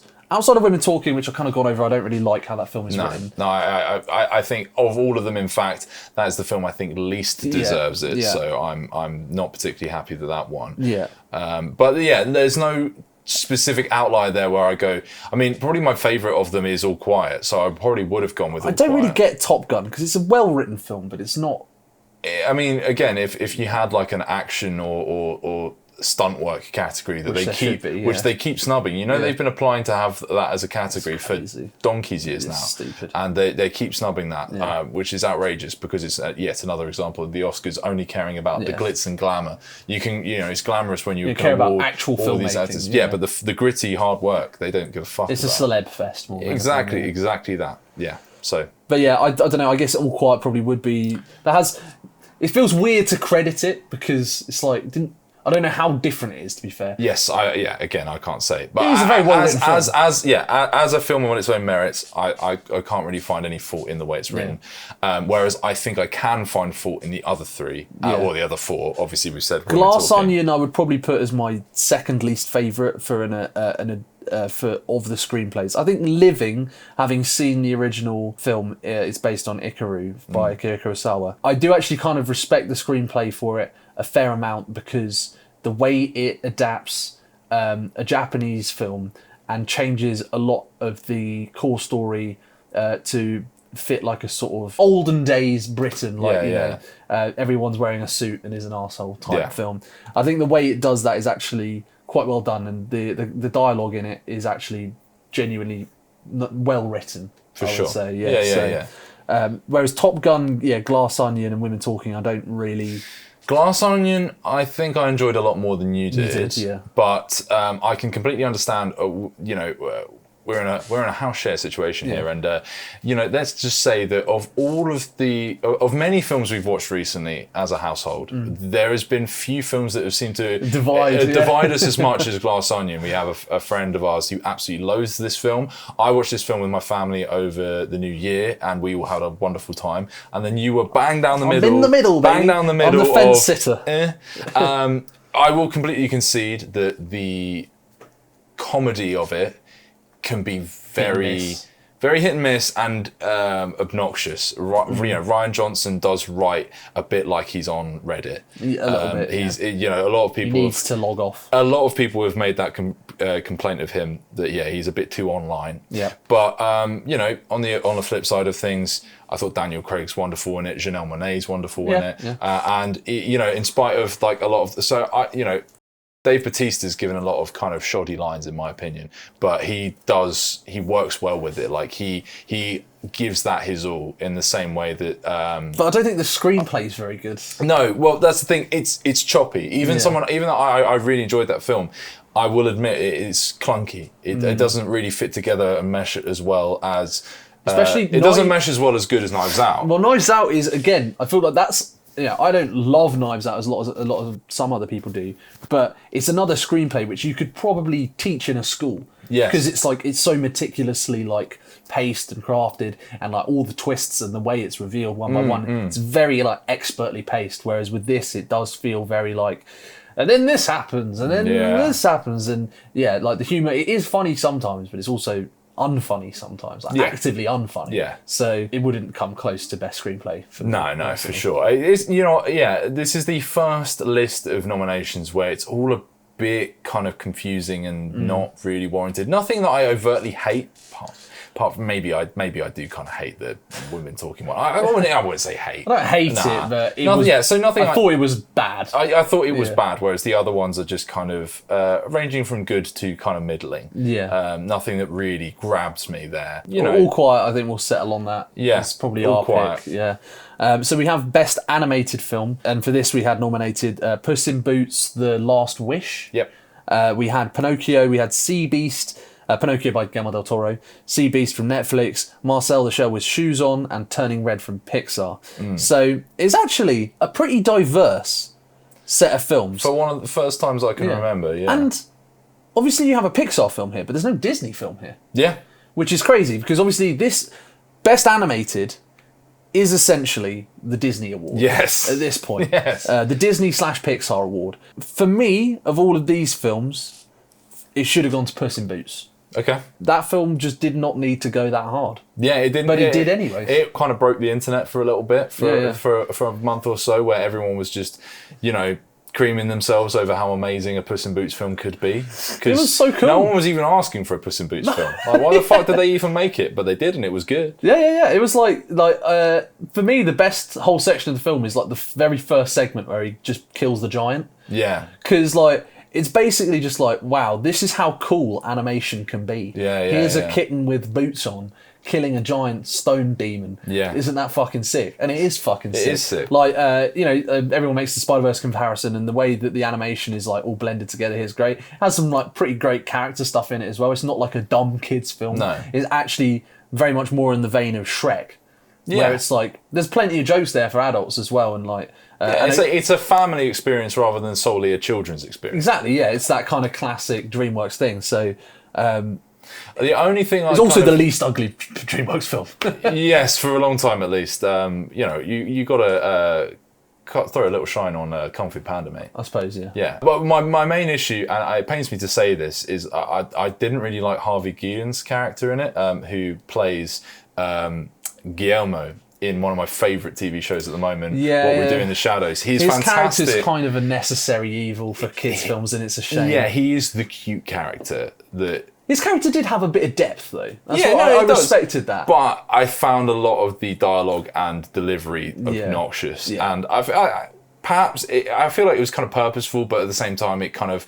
it did great with me. Yeah, it's grating. And almost on purpose. Yeah. And I thought it was a bit much, whereas I thought other characters were a lot more charming in their portrayal. Like the fact that you've got Florence Pugh, Olivia Colman and Ray Winston as the Goldilocks. And I can't remember the third Bears actor, but that's crazy casting. And whoever they got to do the spooky fox or whatever. That was the wolf. That was cool. The wolf. Like, the wolf who is death. Yeah, I liked the Jack character, the weird Jack character. Yeah, he was just a massive arsehole. Like, it was just like an actual film. Do you know what I mean? It was like this is just a fun film. It wasn't perfect. Like, I think, like you said, the humor's a bit hit and miss because it's a kid's film. And it's like doing that very over the top ADHD type stuff. And like, I thought it was really weird how in the film they were really railing on this Goldilocks, it's just right thing, and they did that joke like 5 times. They did it a million times, yeah. And that was just really weird. It was grating. But I love the visuals of the sort of second act set piece where they go into like, the land. They go into like whatever, like they find the map and it takes them to this like strange like portal. But I love the fact that, whoever's holding the map kind of that's the path they're guided on, and it reflects their personality and the life they've chosen to live. It does a lot with its like setting. Yes. Yeah, and the fact that you makes have the most of the fact that it is an animated film. Yeah, exactly. It has a gleeful joy to it and a reckless abandon with its creativity. And I love how it basically ended like a video game would end with like a boss. And then the boss like gets up again, and it's like, I've got to do, like Dark Souls, where it's like, oh no, the second phase. That was cool. I get. And it takes place in like a circle, so it's just easy.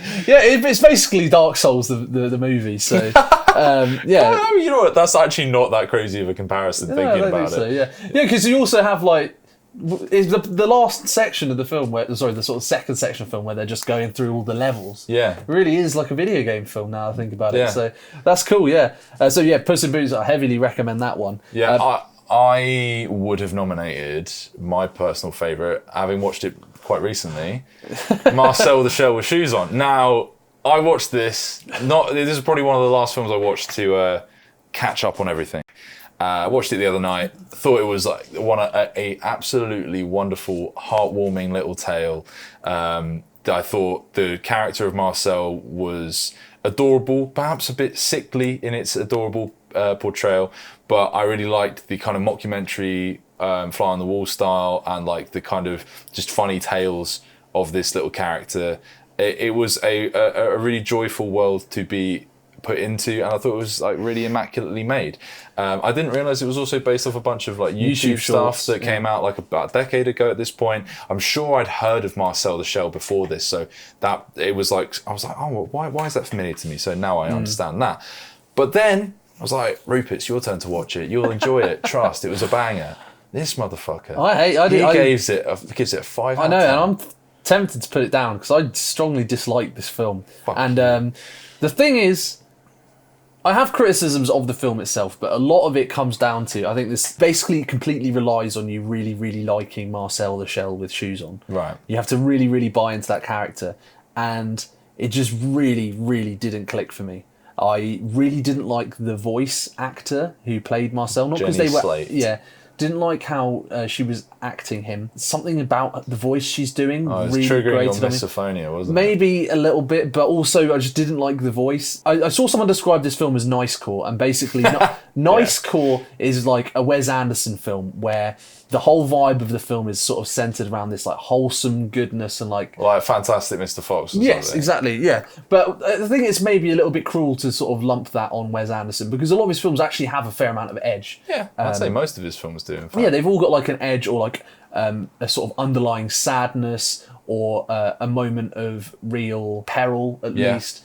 And Marcel the Shell, it just felt like a kind of vibes film, and then one of the characters that you can tell immediately will dies. And then the film is basically begging you to cry for about 20 minutes. And then you have the happy ending. And even though it was about an hour 20 or whatever, I personally found it outstayed its welcome quite considerably. And I really didn't like it. So you thought it would, best off where it started, as YouTube shorts and stuff? Yeah, potentially. But what I thought it was going to be like a road movie. That probably would have been more interesting. Yeah, because I thought it was going to be about like, oh, I'm going to go and find my family. That's like the whole premise of the film, right? It's like he's this shell, and his family are gone due to some unstated event or whatever. What do they say? So it's it turns out they're living in a house that's owned by like a B&B landlord, Airbnb landlord, and but so wasn't they hide in the sock drawer, like his family hide in the sock drawer during an argument between the two tenants at the time. The guy scoops up his sock drawer and just empties it into his bag. Yeah. And then they are transported. Okay, yeah, I do remember that. Yeah, I just couldn't get into it. There's no real deep reason behind it. I don't think I actually like the kind of approach to the film, the whole mockumentary thing. Yeah. Thought that was like a unique take. I don't really know how it qualifies as an animated film. That is a very valid point, yes. Yeah. Because it features a few kind of stop motion animated characters. Yeah. And then... all real footage. Yeah. A point you made when we were talking about this off camera was, if that qualifies as animated picture, then why doesn't Avatar qualify? Why doesn't any Marvel film that has a bunch of CGI in it, like, was it Avengers, Ant-Man. Fuck it, Ant-Man. Yeah, that's mostly CGI. Yeah. If that's your qualification for it. Which made me realise that maybe they're using animated as shorthand for kids' film. Yeah. And it's best children's film. It was another strange thing I found about Marcel was that it's not really a kids' film. Because it feels like in a weird place where it's like... I think it's a mum's film. Sure, yeah. But it's also like Marcel's whole character is he kind of makes these kind of like hipstery meta jokes where he's talking about like, oh, peace, haha, obviously like, no, when I sign off I like to say war, yeah, war's my thing. Like these kind of like observational kind of things where it's just one of those subjective things. Like, if you like it, you like it. I could see it appealing to certain kids, but it certainly doesn't feel like you wouldn't show it to a 5-year-old. No, it's not designed for kids. Yes, I feel like it's designed for 30-something millennials who are now like... It's for Zoomers. Maybe for Zoomers? Artful Zoomers. Yeah, okay, yeah. I mean, I think it has a broad audience, but kids just aren't necessarily the target. Sure, yeah. Yeah, but, Rupert's a heartless bastard. I am a heartless bastard. He's a cold shell of a man. I prefer my miserable war films where people are slogging through mud and getting slaughtered en masse, like All Quiet on the Western Front. What was it, like Watership Down was nominated? I want a remake of All Quiet on the Western Front, but like remade with Marcel as the main character, and I want to see him get fucking capped at the end. Jesus Christ. By a British soldier. No. That's what I want. Don't take my boy out like that. So moving on, we obviously had a Pixar film. Yes. We had Turning Red, which was just very unnotable to me. I don't have a whole lot to say about it. No. It's a Pixar film. Preferred it to Luca fairly considerably. Certainly much better than Luca. I thought Luca was... I mean, I feel like any Pixar film gets sort of more overrated than it necessarily deserves, but Luca was just super weak to me. I thought it was ugly as well, whereas I thought this film... I think this film's ugly in moments, but has quality to it. Yeah, I was expecting a big dumpster fire, as I think a lot of people had bad reactions to this trailer. The trailer was bad. You know what? Because it was like one that went, I think, straight to Disney Plus. It kind of, I think a lot of people were like worried about it being like oh god, is this the fall off for Pixar? Are they now going for like a DTV style approach to films? Because it certainly kind of had that. It was like, wait, this is the new Pixar film? Are you sure? But watching it, I think it has like a wholesome quality. If anything, it's kind of somewhat similar in its storytelling, or its core story to Everything Everywhere All at Once. Actually. Yeah, no, for sure. It definitely is quite similar to that. But I do think that the sort of message and tone and subject of the film is like actually quite interesting. As I was watching it, I just had this horrible feeling where I was like, I'm too old for this. It's like, and that's fine, right? But it's just not for me. I see that, but it didn't stop me from enjoying it. But it's not made for me. I can't relate to it in the same way that like I could to Toy Story. Right, I can see that, and I guess as life goes on, it's something we must encounter. We must cross that bridge, and you have finally come to that bridge. Oh mate, I've been here for a long time. I feel like I've crossed that bridge as well. But this film I thought was wholesome in a lot of points. But I as with a lot of things, I think perhaps it's the kind of we're in a new era of like sort of kid humour. And I'm not necessarily on board with all of it. It also freaked me out that it was a 2000s nostalgia piece. the fact that is now 20 years ago, and you can have kids that have like, oh my god, can you imagine growing up in the 2000s? Like, nah, I ain't ready for that. I ain't ready to accept that. Yeah, but I was talking to people the other day, and I mentioned that I was born in '95, and they were like, you're a fucking child. So that kind of soothed me a bit, where I was like, oh, okay, some people still think I'm a kid, so that's okay. It's all a matter of perspective. If you're terminally online, then we are degenerate boomers who have nothing better to do with our time than ridicule children's films. But if you're in your 40s, you were spriteful young dudes. It was okay.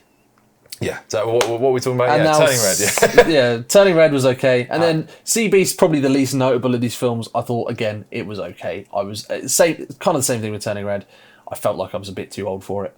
It had cool elements in it. Sea Beast felt the most generic of all these films, so I didn't feel like I was too old for this film. How to Train Your Dragon. Oh, 100%. 100%. It was borrowing. It was cribbing an awful lot from that. With the design work and the just general kind of plot line, the through line of all of it. It felt like Netflix trying to finally get a sort of film IP that's like massive and like kind of put their mark on the animated genre, where before, as with many things, the Netflix tag would often lead to ridicule, or if Netflix put their name on something, they were attributing it to someone else's good work, like Roma, or in fact Pinocchio, which I believe was also a Netflix production, or Netflix paid for. So Sea Beast, it was okay. Right. Not really much to talk about, but perfectly pleasant. Like if you have kids, they probably really enjoy Sea Beast. It was about sea beasts. Yeah, that was cool. I'll tell you what. There's one really good shot in it that I liked, which was like tickled like the sort of back of my neck, like with sort of where they're underwater and the beast like moves back. That is genuinely fucked. That shit genuinely is haunting. Not that it haunts me now, but like in terms of like, I tell you what. If I was a kid watching this, I'd have fucking nightmares about that, 100%. But it's the sort of thing, as someone who's always been afraid of like sharks and like the deep sea and things, that is the sort of thing I would have had dreams about. So it was like a film representing something I've definitely had a fucking nightmare about. You know what? I feel like I would have liked the film more if it was more set on the ships and them like chasing around monsters, but it sort of goes to this island section and becomes a way more generic film. I would have kind of liked a more swashbuckling like adventure thing. I get that you have to make the sea beast friendly, right? I get that that's got to happen. But I would have maybe preferred a bit more like pirate shit. Maybe that would have fixed it, but it was fine. Yeah, it was fine. And at the end of it, the British elite were the bad guys. Oh, of course. Which is you love to see it. Yeah. And then Pinocchio by Guillermo del Toro won Best Picture. It's a stop-motion animated film starring David Bradley. Oh, of course, as the old man, which I love to see. Yeah. I kind of went into this expecting to love it. And what I think after the first 10 minutes, I was like, wow, this is going to be amazing because the prologue is great. Yes. I kind of liked it less and less as it went on. And and this is going to sound mean, but I hated the child actor who voiced Pinocchio. I hated him. I agree. I was rooting for Pinocchio to die the whole time. I kind of know what you mean. Now, he's too peppy. Yeah, way too peppy. I enjoyed this film, but like you say, I feel like when I see Guillermo attached to a film that seems so perfect for him to tackle, like a story that's like, oh my god, I want to see him do some fucked shit with Pinocchio. Like, because on paper, Guillermo del Toro's stop motion Pinocchio, I'm like, that's going to be a 9 out of 10. Yeah, exactly that, and probably ended up about a 6. Yeah, that kind of vibe. Like, it certainly wasn't a bad film. It was impeccably well made. I'm not a huge fan of all the design work in it. That was something I was a little bit kind of thrown by. I liked the design of Pinocchio. I thought he was great, but I think some of the character designs were kind of ugly in a way that wasn't like. There's a specificness to a lot of what Guillermo does that he kind of creates like this sort of. There's some like kind of steampunk stuff in like with the stuff he's done with Hellboy, and like the kind of there's like a fantastical stuff to the way he's done with like, Pan's Labyrinth, and the Hellboy stuff is kind of Lovecraftian, exactly. And I was figuring that maybe he would draw on some of those influences as inspiration for this film, and it felt more along the lines of, say, Henry Selick's James and the Giant Peach or something. But I think that film is way better designed than this one. I sort of know what you mean. I don't think it went far enough in certain directions, and then it kind of found like a mid ground with certain characters where they just look ugly, but not in like a cool way or an interesting way. I just found them kind of grotesque and like. But like, there's a certain kind of grotesque that I wanted, and I didn't get it. I just think maybe it could have been, and maybe this is unreasonable for me to expect, but I would have liked it to be a bit darker. If really give me that R-rated Pinocchio. Not R-rated, but with Guillermo del Toro, I obviously come to expect a bit of edge. Yeah, and I certainly got a little bit, but I just felt like, I guess I was disappointed in how kiddie it was, and it did feel like a kiddie film, and I was like, you could have done it could have been more Grimm Brothers, like like not super. You don't need like blood splatter, like a chainsaw to the face scene. Do you know what I mean? But like something. I just felt like it was quite. I felt like it maybe pulled its punches a bit, and it was a general missed opportunity in terms of what the level of which you expect from Guillermo, and the product you got at the end of it was just kind of, it was good. It was okay. It was, but you can get more from it, and that kind of prevented me from really vibing fully, I'm afraid. Yeah. Well, so GG Netflix, you got another one, and you did it. For me, Puss in Boots. I presume for you, Marcel. But again, Puss in Boots would have been absolutely fine for me. I think Puss in Boots was really good. Yeah, but Marcel should not have been nominated. Fuck you. Moving on to Best International Film.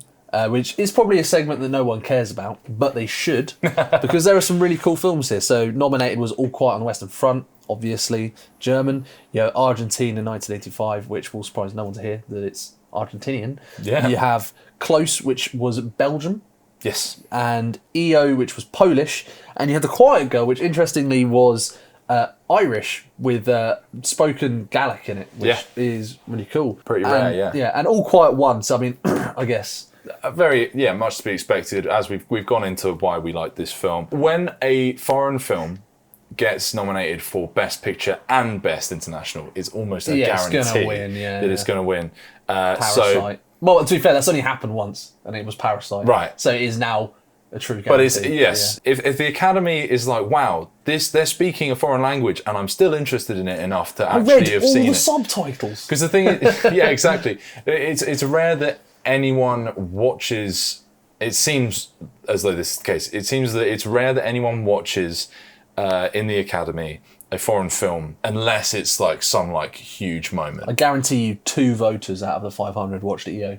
Exactly. Like it just seems like it seems like a very sort of perfunctory thing for them to do. It's just we'll chuck out an international nod, but fuck all people actually watch these films, which, as we said, is a shame because there are always some like amazing picks. These were all good films. I wasn't huge on The Quiet Girl, but other than that, I would agree. Yeah. Well, I guess to move on to The Quiet Girl, I personally feel like this should have actually won the category. Really? I absolutely love The Quiet Girl. Oh shit. It's like a very quiet, understated film. Not surprisingly, given its title. It's called The Quiet Girl. True.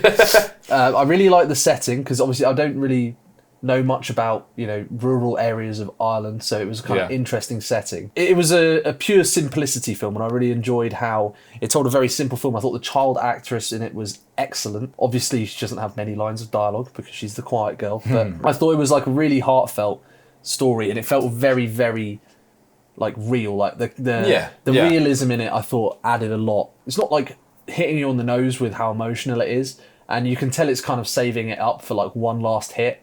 And you can kind of see exactly how it's going to end, but I think the story about like a sort of neglected, abused child, not abused child, but like very neglected child who, is struggling in school and suddenly... There is an implication of abuse. Sort of, yeah, but it's not like... the thing to focus on is the negligence, right? Because it's basically about how she's doing terribly in school, and it looks like she's like maybe even like slightly like mentally handicapped. Yes. But like the moment she's sort of put into a more positive environment, she sort of starts blossoming and doing a lot better. And I really like the relationship that she had with the man.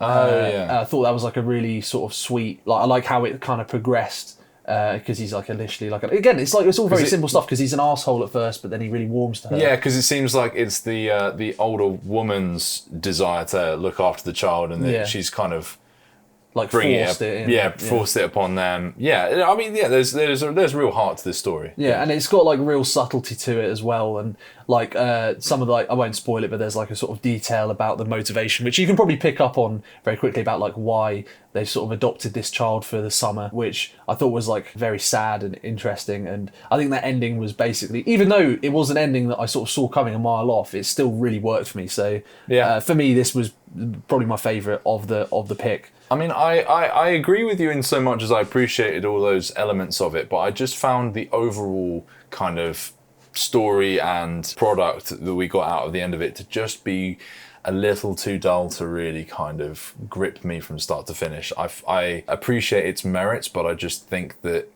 it didn't do enough to kind of captivate me and hold my attention as some of the other films in this list did do, and I've yet to kind of give my pick, but the one that did do that. Close.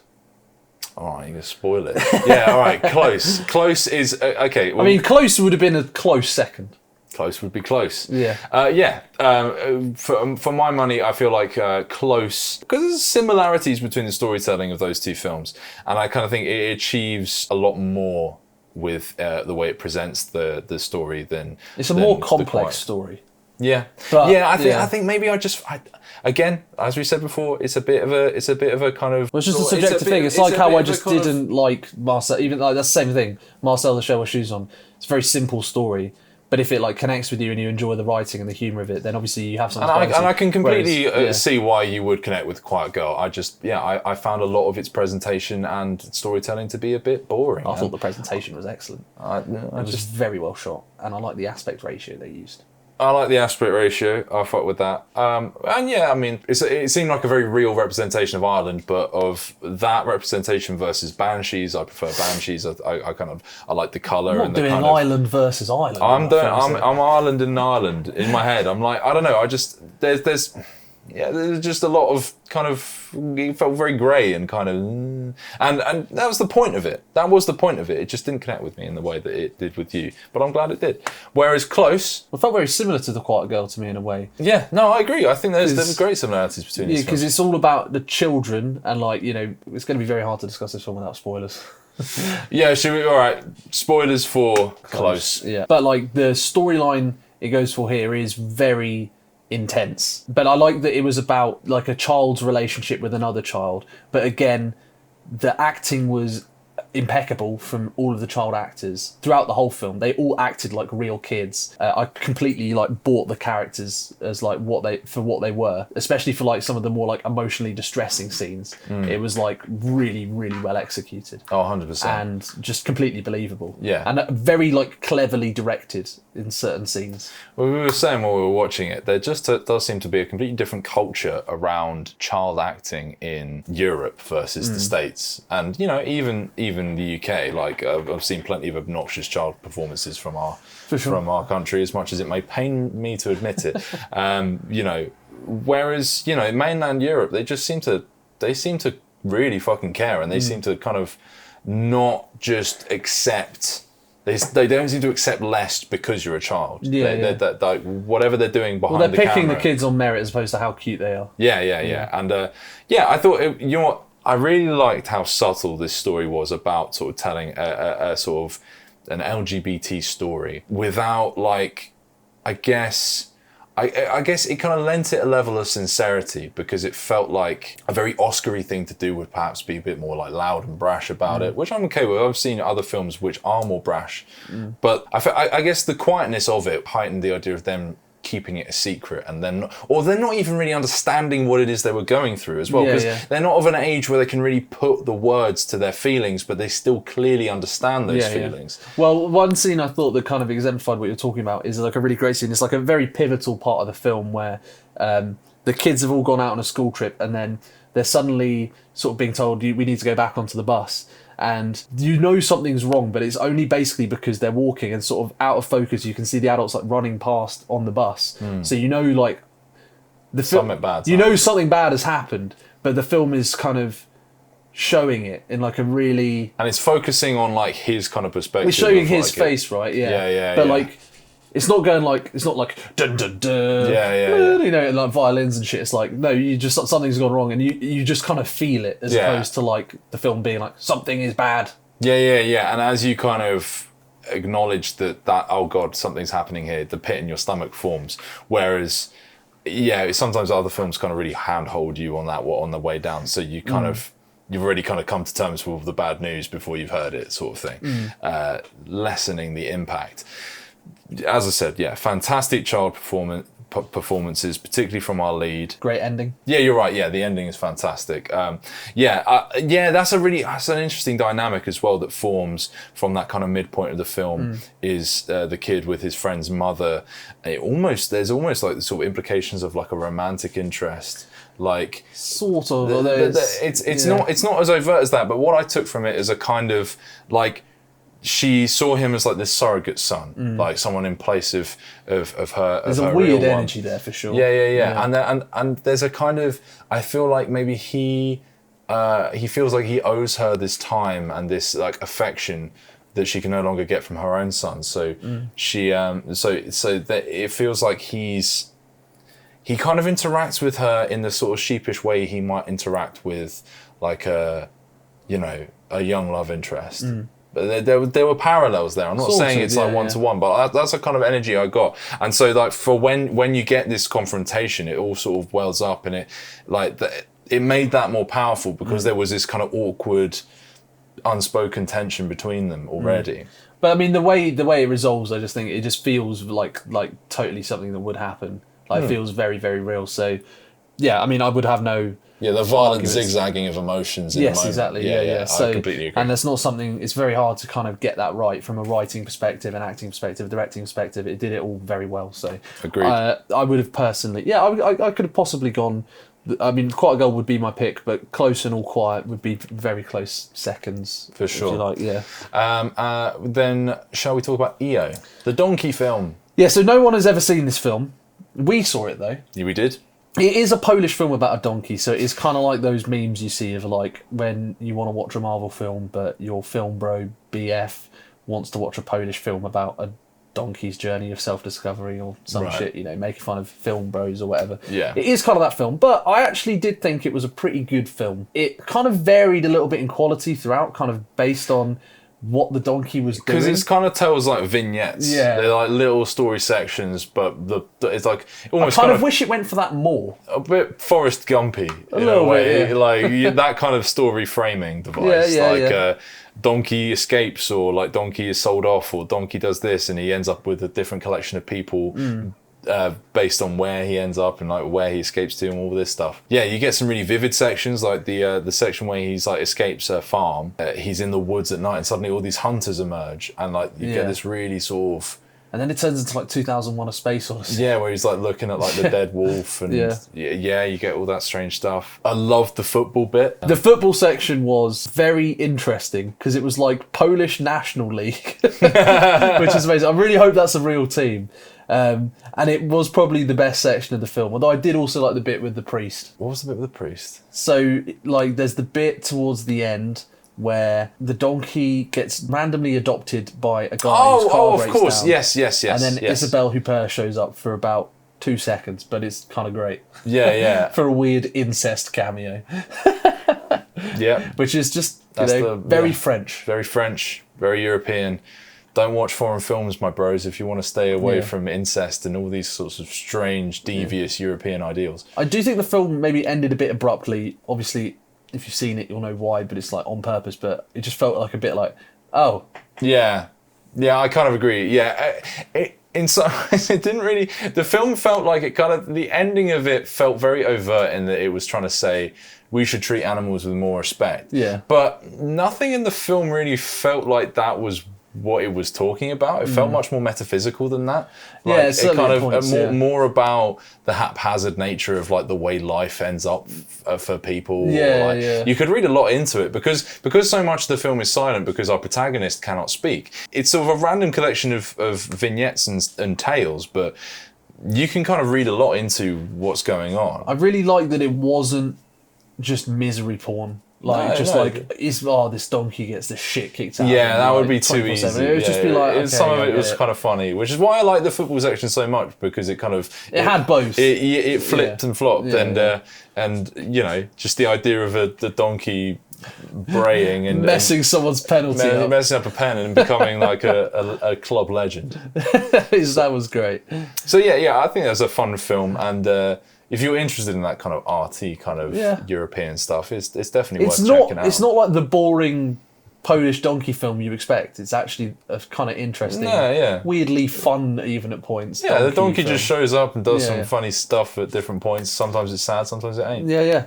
That was good. And then lastly, I guess we'll touch on Argentina 1985, which wasn't quite as good as I was hoping it would be, but was still very enjoyable. I think it's a film that would benefit a lot from being cut down. Yeah. But I think the qualities that it has, especially in terms of the acting, I love the guy who plays the main character in this film. I've seen him in some other stuff, and he was great in it. And I think it gains a lot from being about really interesting historical period, which I don't know a lot about. Yes. So I kind of enjoyed it from that perspective. Yeah. And like the thematic socio-political stuff about fascism in a country and how difficult it is, and like how how hard it is for a country to move away from that. Yes. Like really interesting, and I really loved all of that stuff.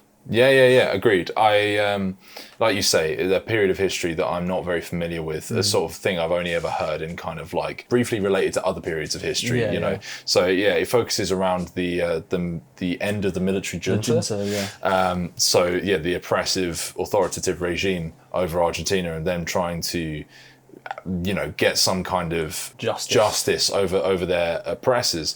And obviously, thinking about it, go, oh, of course they would have had to do that, but how the fuck do you do that when it's like, I like that it gets stuck into the nitty gritty as well. It's there's a paperwork montage. Yeah, exactly. But it kind of made me realise, just like, I took that kind of period of, I kind of knew about it in such vague terms that I hadn't really considered it, but when you how do you get justice on like sort of reforming your own system from the inside out? How can you sue the government? Yeah, how do you do that? Like that must take the immense work of some really brave bastards to do that. And this is that film. This is the film that explains that. And these people were, it's amazing they weren't all fucking shot. Yeah. No, I mean, it genuinely is amazing.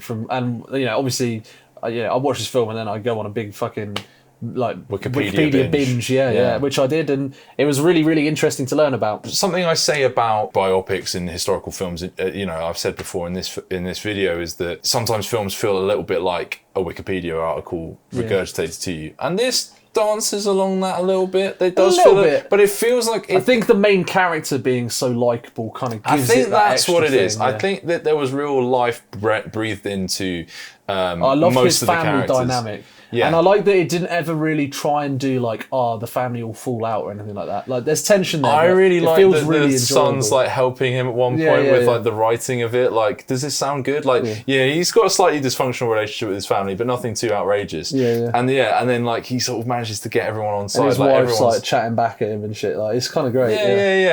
They breathe real life into this story. So one sort of, it kind of tells things quite matter of factly, I guess. It doesn't get particularly wild and wacky with the nature in which the story is told. There is real heart to the people inhabiting that story. I think that's the crucial difference between this and something far more boring and pedestrian. Yeah, I think if you could shave like 30 minutes off this film, it would be much better. And maybe go just into a little bit more detail about the regime, because the film never really, you hear a lot of testimony, and that's kind of like, but you hear it later in the film. So a lot of the time it's sort of, unless you have that pre-knowledge of what it's about, which I guess you probably should, but a lot of people probably won't. Yeah. It's hard to understand early on, like, why should I care so much about this? True. It doesn't handhold you. It goes, this is a film about this, and if you don't know, then fuck you. But I think like maybe like, I don't know, like flashbacks or something like something. I can also understand why a film wouldn't want to do that. So especially if it's an Argentinian film for Argentinians, they're like, what the fuck's up. Yeah, of course, and that's completely fair. So Argentina 1985 is a good film.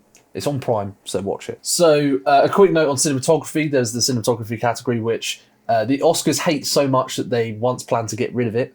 That's actually fucking outrageous. Which is hilarious, but classic really. The visual medium, we should just scrap the cinematography. Amazing. So first up was All Quiet on the Western Front, which won. We had Bardo, some long subtitle. The False Chronicle of a Handful of Truths. That's correct. Very good. Elvis, Empire of Light, and Tar.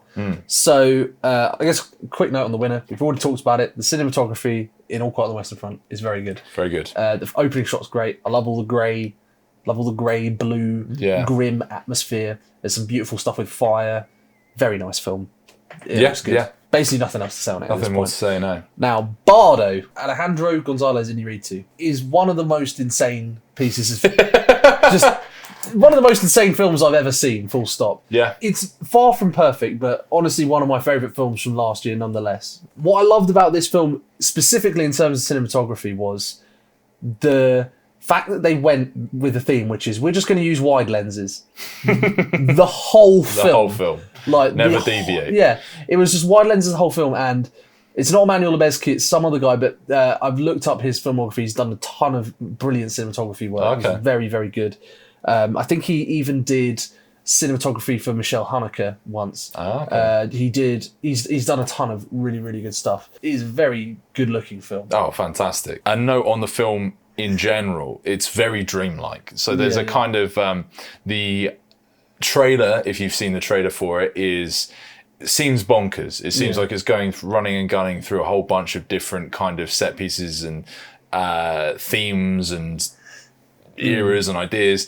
It's very self-referential. That another film, there's a handful of films at this Oscars that were very sort of films about films. Spielberg loves one. This is Iñárritu's one, and Empire of Light, which we'll talk about in a sec, was Sam Mendes' one. And what I liked about this was it kind of gives you a mission statement about what the film is right in the middle of it.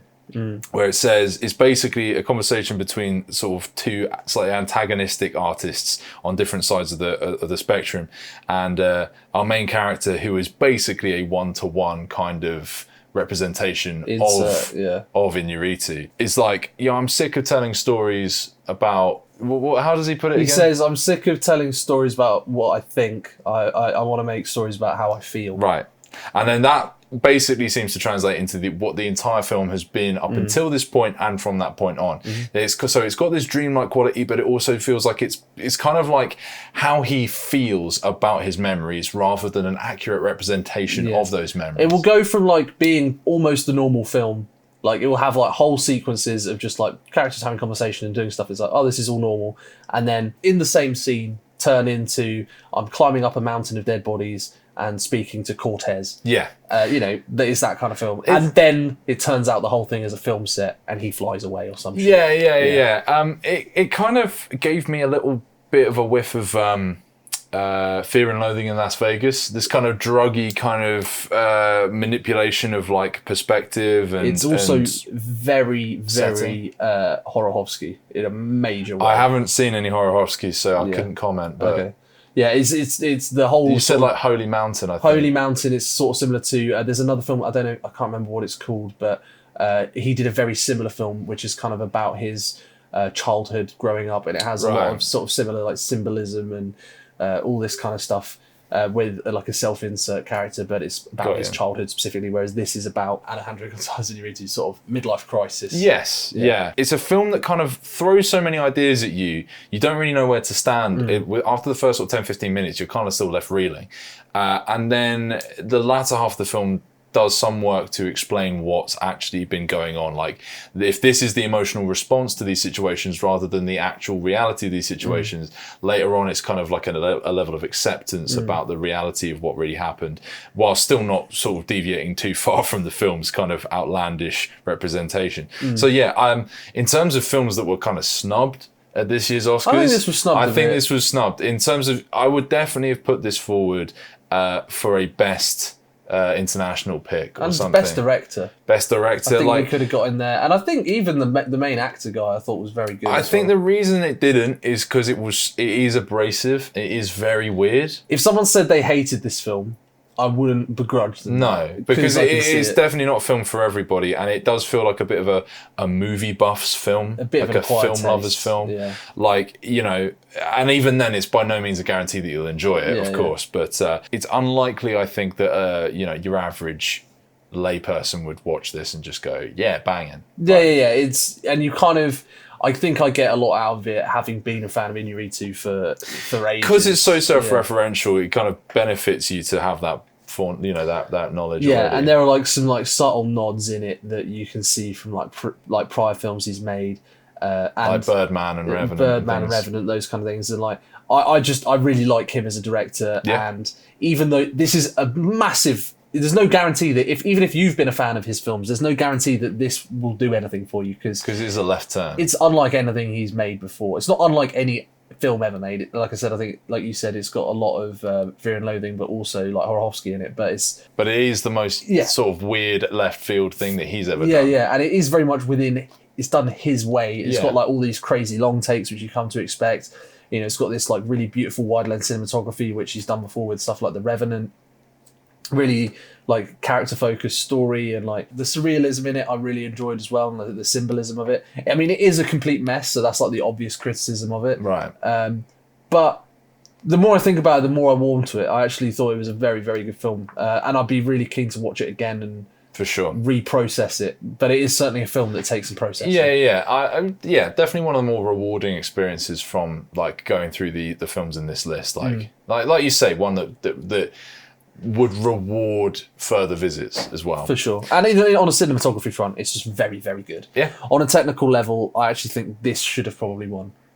Yeah, probably. For me. Yeah. I mean, in combination of really well made, because like there's some crazy stuff. I love there's an early scene with they're doing like a historical reenactment, and I love the way they sort of essentially looks like they're sort of hurtling the camera through some of these shots. Well, the beauty of a wide angle lens, you probably move the camera like that far. Right, yeah. And it feels like you're being thrust forward. But you've got people running towards the camera, and the camera's like lurching towards them, so it really gives this sort of dynamism to it. You've got some like crazy camera stunts with the dancing where like the camera's going through the crowd. It must be like on a crane, and it's kind of moving around, and like all these extras are probably having to run around where the camera operator is and stuff.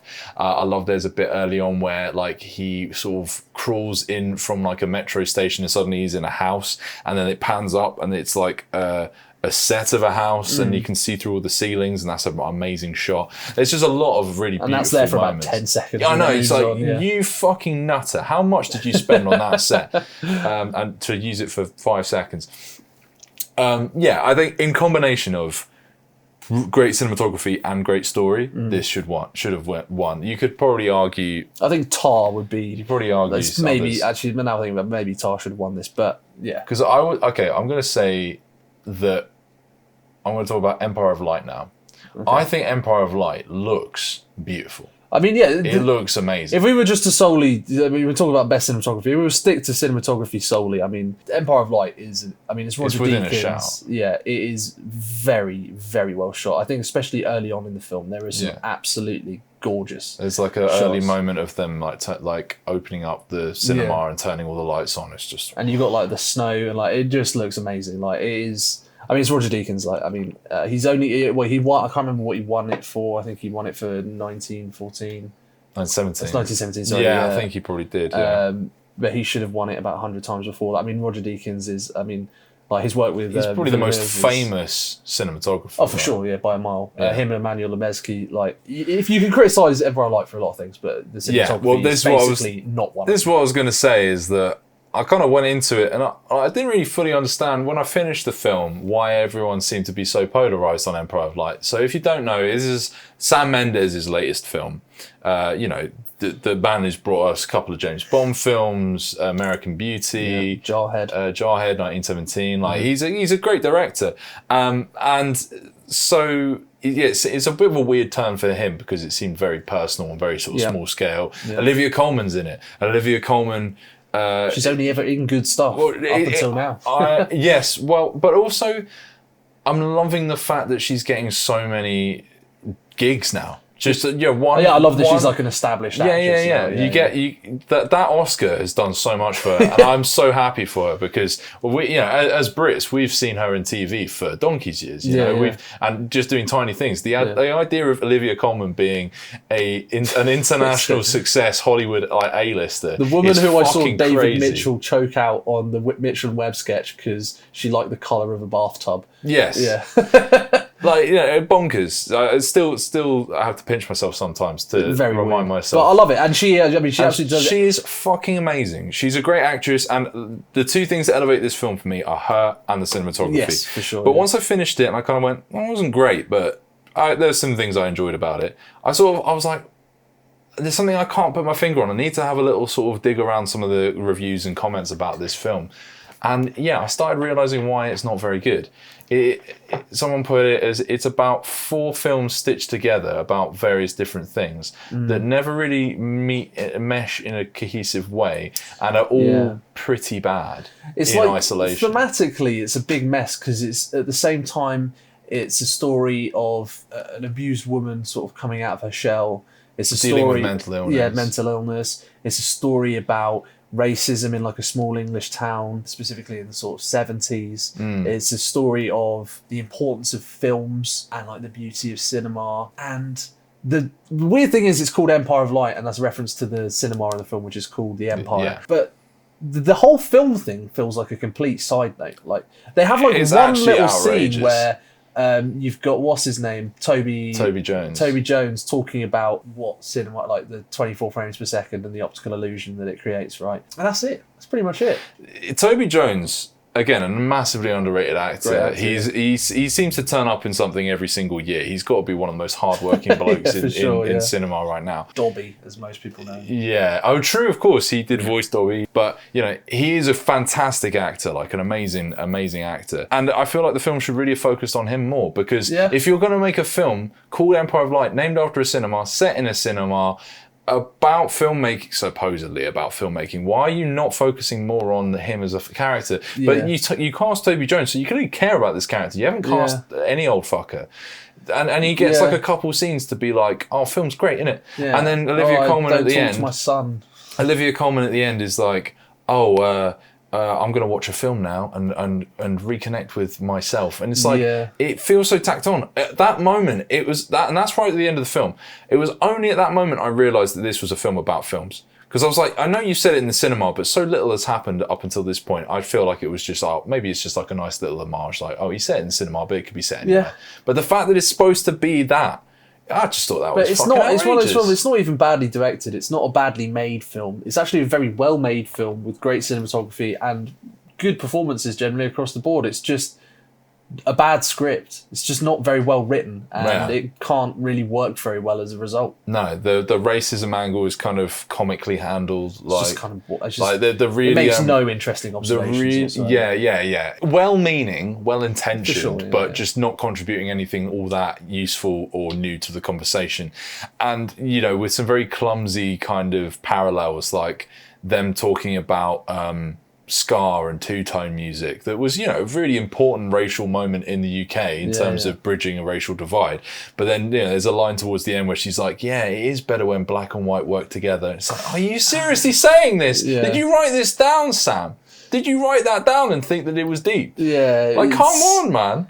It is just a bit cringe. I mean, that's basically and the way they handle mental illness in the middle section, like, I know she's bipolar in the film, but it really does feel completely tonally a little bit over-exaggerated. But completely tonally separate from everything else that happens in the film.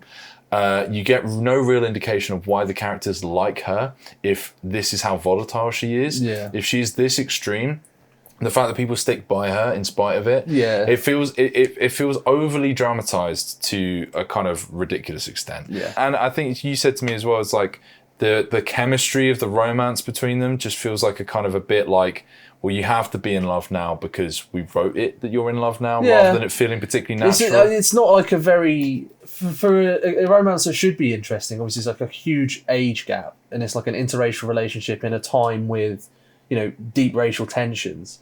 That's obviously like quite an interesting relationship, but it really just isn't to watch. Like, I don't know if there's no chemistry between the actors. I find that difficult to believe because Olivia Colman is a fantastic actress, and the other guy's like fine in the film.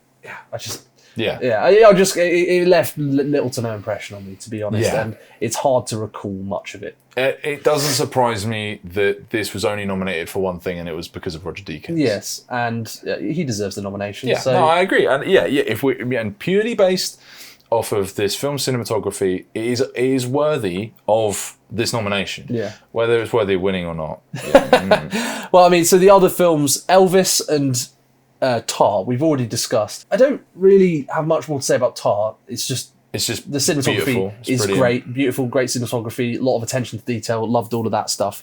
Elvis is a bit weird. I don't know if there was a category for best scene transition, you could have that. In fact, it would probably win it 5 times. But cinematography, I don't know, maybe. I think what it is that I think there's a conflation between, I think similar to the editing award. Yeah. If something has noticeable editing it gets nominated. Like Bohemian Rhapsody. Or like Don't Look Up, didn't that happen? Didn't that get it like an award for it? And it was like, a nom, sorry.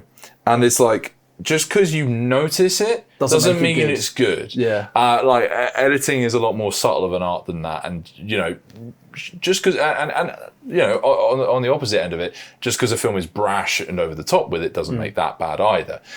So Elvis, I think, because of its brashness and its presentation, I mean, the cinematography's not bad, but I think the reason it has the nomination is just because it's flashy. It's because it's flashy. Yeah, and I think that's about all of it. Like again, I love how chaotic and over the top Elvis was. It made for a really genuinely entertaining experience. Definitely not one of the best films of the year, but certainly one I think I will return to because it had such like kind of a gleeful joy energy to it. Yeah. So I mean, long story short, All Quiet basically deserves its win, but I would have personally gone for Bardo or Tar.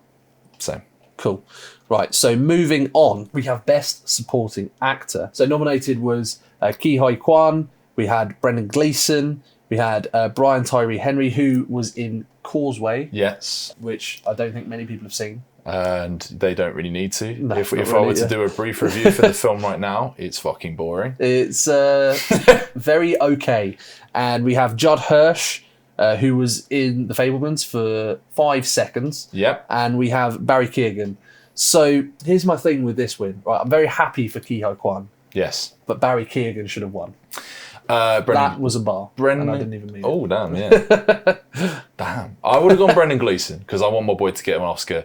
And yes, okay, yeah, true. But as we've said, the acting in Banshees is kind of above and beyond basically everything else that came out this year. The scene, apart from Tar. The scene in Banshees, the There Goes Another Dream scene, with Barry Keoghan is just like, it's one of the best scenes of a film from 2022, and I think for that he basically deserves the win. Yeah, but obviously Brendan Gleeson, I can't, if you say he should win it, I can't make it. And I'm kind of with you in the same boat. Like if either of those two had won, I'd be completely happy. Ke Huy Quan is fantastic in Everything Everywhere. It's nice to see a sort of comedic performance get a win as well. Yeah. And there's a great range to it because he's basically playing 2 characters throughout the film. There's a lot of sort of dynamism to it because of the nature of like they do these things like mind jumps or whatever they call it, where he kind of has to incorporate new skills. There's a real dynamism to what the character has to do, what the actor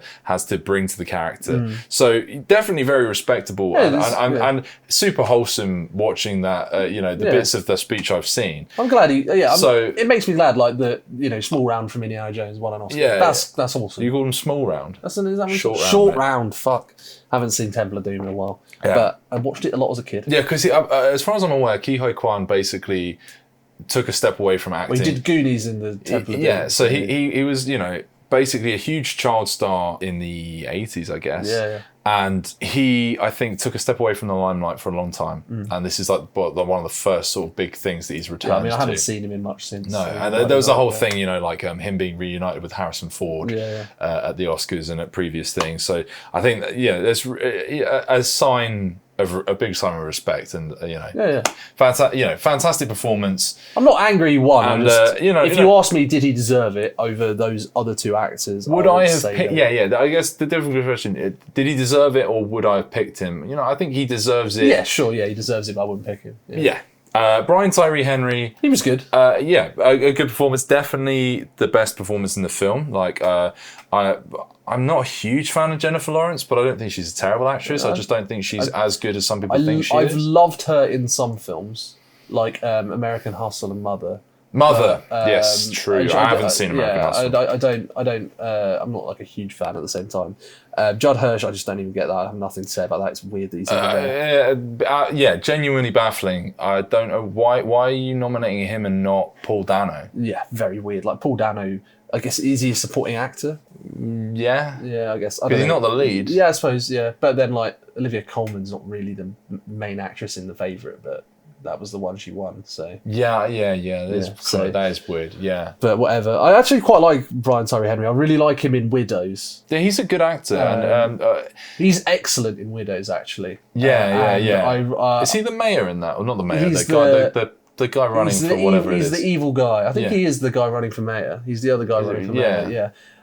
He's really good in that. And he was kind of funny in Bullet Train, even though that film was trash. Bullet Train is a fucking weird film. But I actually quite like it, but it's a bit of a, like, we couldn't His English accent in Bullet Train is so questionable. It's not good. And he's sat next to an actual English guy. How did Aaron Taylor Johnson allow that on set? Yeah, I would constantly be going, mate, this feels racist. I never thought I could say that, but it does feel a bit racist. Yeah, because he just doing such a shit job. But before we move on to a review of Bullet Train, let's go on yes. So best supporting actress, we had Jamie Lee Curtis for Everything Everywhere All at Once, who obviously won because everyone involved with that film won. We had Angela Bassett from Black Panther 2. Mm-hmm. We had Hong Chow from The Whale. We had Kerry Condon, who was Banshees, the sister in Banshees, and Stephanie Sue. This feels racist. Why did Jamie Lee Curtis win? What did you say you think is racist? Yeah. What do you want? I'm slightly taking the piss, but there are so many women of colour in there, and you're like... Yeah, and you're giving it to someone... She's not even that good in Everything Everywhere All at Once. Genuinely, this one... I like her as an actress. This one hurt the most of all of the announcements. I was like, genuinely... Because I remember we were talking about the nominations, and like before it happened, you were like, if Jamie Lee Curtis wins, there is no justice in the world. She doesn't... She, again, like Judd Hirsch, she's in the film for like 5 fucking minutes. Like... I mean, she's in it for longer than he is in Fabelmans, but she doesn't play a significant role in the film, in my mind. She's not just a supporting character, she is a supporting character. Yeah. If you're going to give it to anyone from fucking Everything Everywhere All at Once, she's all right in it. Give it to Stephanie Sue. Yeah, because she was fucking great in that film and way more important to the plot than Jamie Lee Curtis. I get the impression with the Jamie Lee Curtis thing, in the same way that some of the nominations for like we'll get on to like, I don't know, Bill Nye was nominated, and a few years ago Willem Dafoe was had a nomination. There's kind of nominations because these actors are standout actors, and they're storied actors who haven't necessarily had their shine from the Academy. And I thought this was the same thing from Jamie Lee Curtis. She's probably not going to win it for anything else, so we need to give it to her. Exactly, but it's just like it just felt so. She ain't gonna win it for Halloween Ends. No, quite. But it felt shameless to me because it just felt like it felt very transparent. Like if you were truly awarding this to someone who was delivering the best performance, I would have given it to Angela Bassett. I would genuinely have given it to. I mean, Angela Bassett is a strong fucking contender in this. I mean, the only problem with the Angela Bassett one, she is actually very fucking good in Black Panther 2. It's just that I don't think Black Panther 2 is a very good film. But I think if anything, the fact that she was able to take such sort of ordinary material. I won't call it bad, I'll just call it ordinary. Bland. Yeah, bland. She was able to take that and transform it into something like genuinely powerful. When she had her scenes, it felt like I was in a different fucking film. Yeah, she was very, I was like, oh shit, this is a real film now. Yeah. That film was so all the best parts of that film were the bits with her. Yeah, the fact that she was able to do that shows a level of acting sort of talent that was a cut above. Yeah, and I think she's been nominated once before and also didn't win. Yes, I think she has, and you know that's one sort of semi-notable thing that happened at the Oscars was her like applauding when Jamie Lee Curtis won. Well, I was a bit salty, but a bit salty, but I was like, people were complaining. I was like, are you joking? I'd be furious. Yeah, I'm furious, and I wasn't fucking anywhere near these nominations. The Jamie Lee Curtis one, it does feel weird. Jamie Lee Curtis, iconic actress, you know, Halloween, banging. She's just been about for donkey's years, and she's good all the time. She's a good actress, but she doesn't deserve this Oscar. No. And I don't necessarily think she has ever done anything that I would call Oscar worthy. I hate to say it, but like, just because someone doesn't have like that kind of accolade behind them doesn't mean they're not a worthwhile and like you know, versatile actor. They're just not necessarily the cut above. I've never really considered Jamie Lee Curtis to be that kind of cut above. It is the example this year of the weakest candidate winning. I thought Hong Chow in the Whale was good. I actually wasn't that sold on her, to be honest. I thought she was good. I found a lot of the performances in that film to be obnoxious, apart from Brendan Fraser. We'll get to that. We'll get to that. Yeah, I thought she was good personally. Maybe it was just the writing. Fair enough. Yeah, she was really good. Tell you what, she was really good in The Menu. Oh yes, she was. Yeah. And again, actually, we're going to talk a little bit at the end about some snubs, but The Menu, chuck that in there. The Menu is a snub. Kerry Condon. I mean, Banshees, she's she's kind of slightly outclassed just because of the weight of how many. But she's still brilliant. Great. She has some of the most like emotionally intense scenes in the film, and I think because she acts as like the bridge between the two. Well, she's also a character who is holding back a lot of her emotions, whereas the other three main standout ones, right? Like Brendan Gleeson is very open with his emotions as a character. So is Colin Farrell, and so is Barry Keoghan. Yes. So, but her character is holding back a lot of emotion in the film. Yeah. So her job is maybe a little bit less glamorous in terms of like acting, you know. Yeah. But, like I think she is just as good as them in a way. Like she's all of the acting in that film is basically on an equal level in my opinion, and she's part of that. So yeah, I would probably have picked her, but I think Angela Bassett would have been she deserved it a lot more. Angela Bassett probably is between her and Kerry Condon. If you want to do like a sort of Hollywood star that ain't got their dues before and deserves it, Angela Bassett is a way more obvious candidate than Jamie Lee Curtis. Yeah, I mean she's mostly been in like genre films, exactly, which the Academy has historically hated. So maybe you know what your joke in jest about this being a racist nod, maybe it kind of is, and. You know, and I can completely understand why Angela Bassett would be furious about it, because I was furious. I was furious on her behalf. Yeah, I mean, I hope she can do something. The problem, I think, for Angela Bassett is that Black Panther 2 just wasn't that good. Yeah. And I really hope she can get, like, a great role. Yeah, because she's so good. If you were like, oh, yeah, I won an Oscar, what for? Black Panther 2. And she's not in it that much. Okay. But like I said, the quality of her in that film can't really be understated. She's very, very good in it. So at the end of it, because this is one of the ones we've not got quite like as clean an answer for. Who would you give your? I can't pick between Angela Bassett and Kerry Condon, but I think it's hard because Kerry Condon, I prefer Banshees. Right. Yeah. So the film quality is kind of So I would possibly lean more towards her, but Angela Bassett's. Like her ability to elevate what she was given. That's I don't know how I weigh that. Do you know what I mean? But she's also in the film a lot less than Kerry Condon is. So that's also true. I'm almost inclined. I'm kind of more between Angela Bassett and Stephanie Sue. As much as I did, I like Stephanie Sue as well. She does like a lot of the sort of like emotional heavy lifting. And again, that film, much like Ke Huy Quan, she's playing multiple characters at once, and so that's like a real difficult thing to straddle for, especially for a young actress. She'd be third for me behind Angela Bassett and Kerry Condon. Fuck it, I'm going to give it to Angela Bassett just for being fucking mopey. Yeah, she's OP and she's mopey because she didn't win. True. Come on, cheer up, Angela. Right, we move on to actor. Best actor. Best actor. So, our penultimate nominated award was Brendan Fraser for The Whale, who won. Mm-hmm. We had Austin Butler for Elvis. We had Colin Farrell for Banshees. We had Paul Mescal for After Sun, and Bill Nighy for Living. Yes. So I guess the Renaissance has kind of reached its apex, its climax, and I'm not mad at it. Wouldn't have been my pick. I have to say, I mean, you know, it's a widely talked about phenomenon at this point, the whole Renaissance thing. But for a long time, having such like fond childhood memories of The Mummy, I've been waiting for this guy to come back, and I never thought it would happen because I just thought sometimes your career is dead and buried, and you can't really revisit it. And it seemed like he was trying, and it still wasn't working. Like he'd been doing little bits and bobs. Like he was in like Doom Patrol and things like that. I hadn't seen, and it just big up to Darren Aronofsky for picking him and giving him this opportunity, because I think, in spite of me not really thinking The Whale was up to much, I thought of a lot of these films, this one felt like one of the most Oscar baity of them all. For sure, yeah.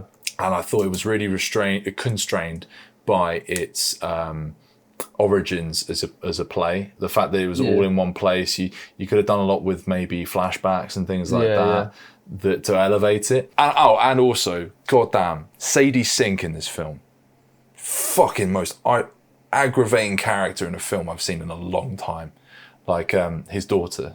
Oh, right, yeah, she is very annoying. So I liked her in Stranger Things, but she's still annoying in that, because I feel like she knows how to play one character. Her. Yeah, Ginger Girl from Stranger Things. And I feel like she knows how to play one character, and it's like bratty teen. But in this, they dial the brattiness up to a point where she's genuinely telling her estranged father to go, like, just fucking die. And it's like, the writing of this film, the dialogue is telling me that she is brilliant. She's a wonderful person. And I know that part of it's like a level of delusion of like, he needs to think this about his daughter in order to kind of die peacefully, die happily or whatever.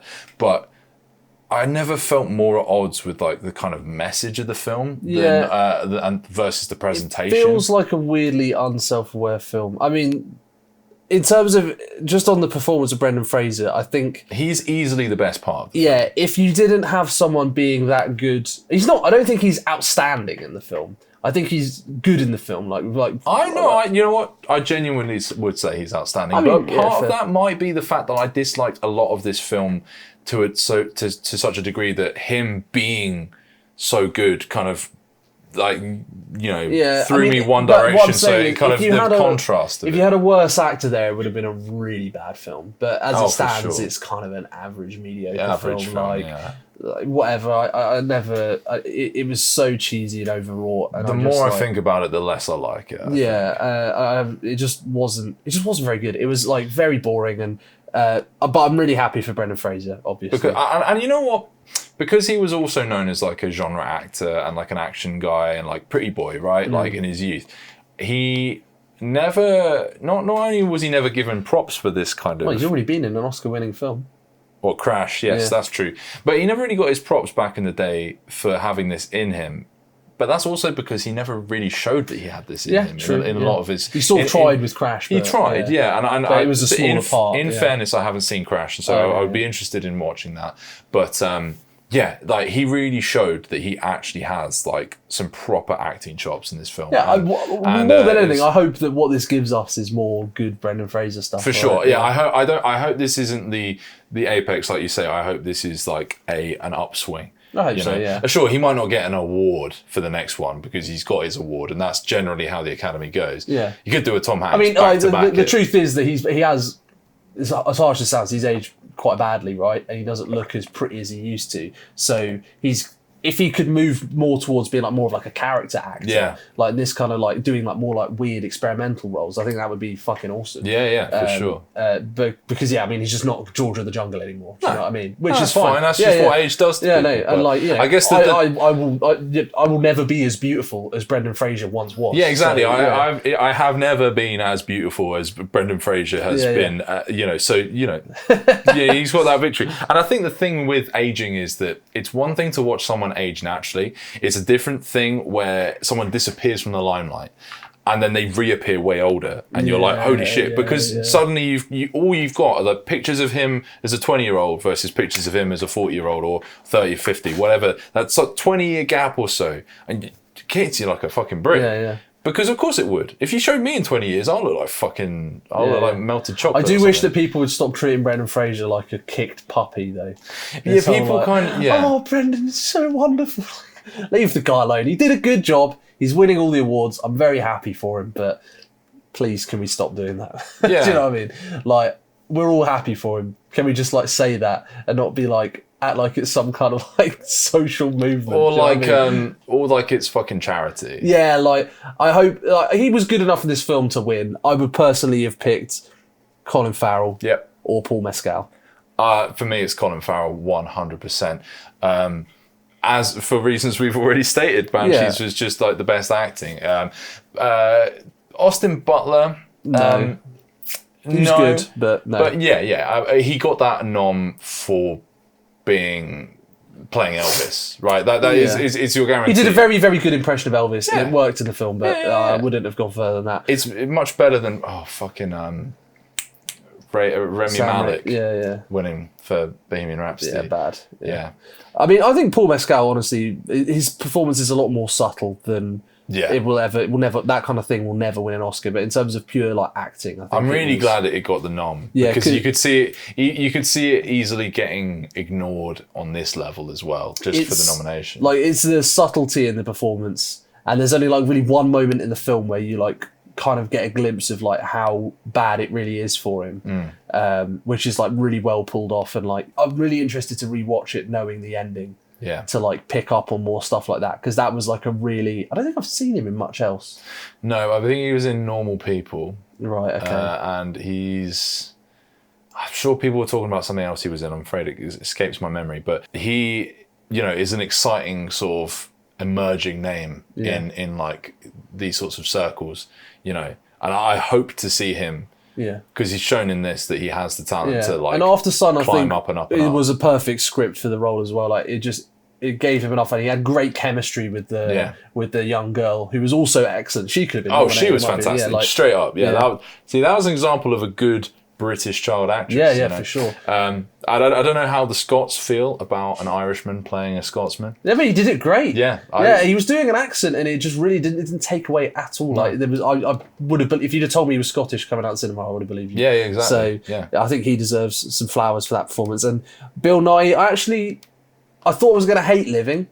It was perfectly fine, and I actually quite like Bill Nye's approach to it, because I was expecting a much more flamboyant Bill Nye performance. And what he actually gives you is this like it's not really Oscar worthy, but I liked him in the film because he was doing this kind of old man kind of, oh yes. It felt it was like, so real. Yeah, it was it felt like really real. Yeah. And there's a point somewhere in the film he says, all I wanted to be in life was a gentleman, nothing too grand, just a man of some level of prestige. And that's what it felt like. Even within the film, he kind of like learned to become that in himself, like as a character. So like the way he performed perfectly matched that kind of self-assessment. I mentioned earlier, I felt like that this was a kind of nomination based off of the fact that Bill Nye's a legend. He's been doing it for years, and he's often in kind of smaller scale kind of BBC productions, and this is a film 4 production. So a lot of sort of, not necessarily on an international level. Obviously, a lot of people will know him from Pirates of the Caribbean as Davy Jones, but he's rarely doing stuff on that kind of scale. And so this was like a lovely gesture in terms of giving him that kind of acclaim. It didn't really deserve to. It was never really in with a chance of winning whatsoever. But like I said, I like him in the film. Yeah, the film really pleasantly surprised me, because as much as I love him, if I see him attached to something, I do think it's going to be a bit of a fogey old man film, and it really wasn't that. It felt, it kind of was that, but it was a really good version. It was that, but like a good version. Like exactly, yeah. So I would have personally gone for Colin Farrell or Paul Mescal, but you got to pick one, mate. I'm not going to pick one because I've only seen After Sun once, and I've seen Banshees twice. So no, I'm not picking one. No, pick one. No. It's the video. Pick one. Fuck off. I can't. That's this video. No, I pick Austin Butler. Damn. I picked Colin Farrell because I'm not okay, cool. All right, moving on. Best actress. All right, this is the last one, I think. Yes, this is the last one. If you've made it this far, fucking big up yourself. We have Michelle Yeoh for Everything Everywhere All at Once, and she won. We have Kate Blanchett for Tar. We have Ana de Armas for Blonde. We have Andrea Riseborough for To Leslie, and Michelle Williams for The Fabelmans. Who would you have gone for? I would have gone for Ana de Armas. I'd have gone for Kate Blanchett. Yeah, Kate Blanchett. A million fucking years. And I would have probably put bets on this one, fucking like her winning this. I felt it was Michelle Yeoh. Really? Yeah, but Kate Blanchett deserved it 100%. It just felt like a complete no-brainer to me. Not that anyone else, not that any of To these be able others, to watch a film and not see Kate Blanchett. Yeah, like... And to see Lydia Tarr. Yeah. Look, it's not like any of the other nominations here are bad, because I actually think all of them, including Ana de Armas, do a good job. She's definitely at the bottom of my list, but she still does a good job, in my opinion. I know we'll come to blows about that in a sec. But Kate Blanchett was just in a completely different league. Yeah. Like, completely different league. And like, Michelle Yeoh was good, Andrea Riseborough was good, Michelle And Williams, again, all good, but... Michelle Yeoh, again, I get a feeling of the kind of the Heritage Award of like, you have contributed so much to she's been in cinema, so much good stuff. so here's your award. Yeah. And this is a deserving film for that, and I'm really glad to see, she's like the first, since Halle Berry, she's the first woman of colour to win.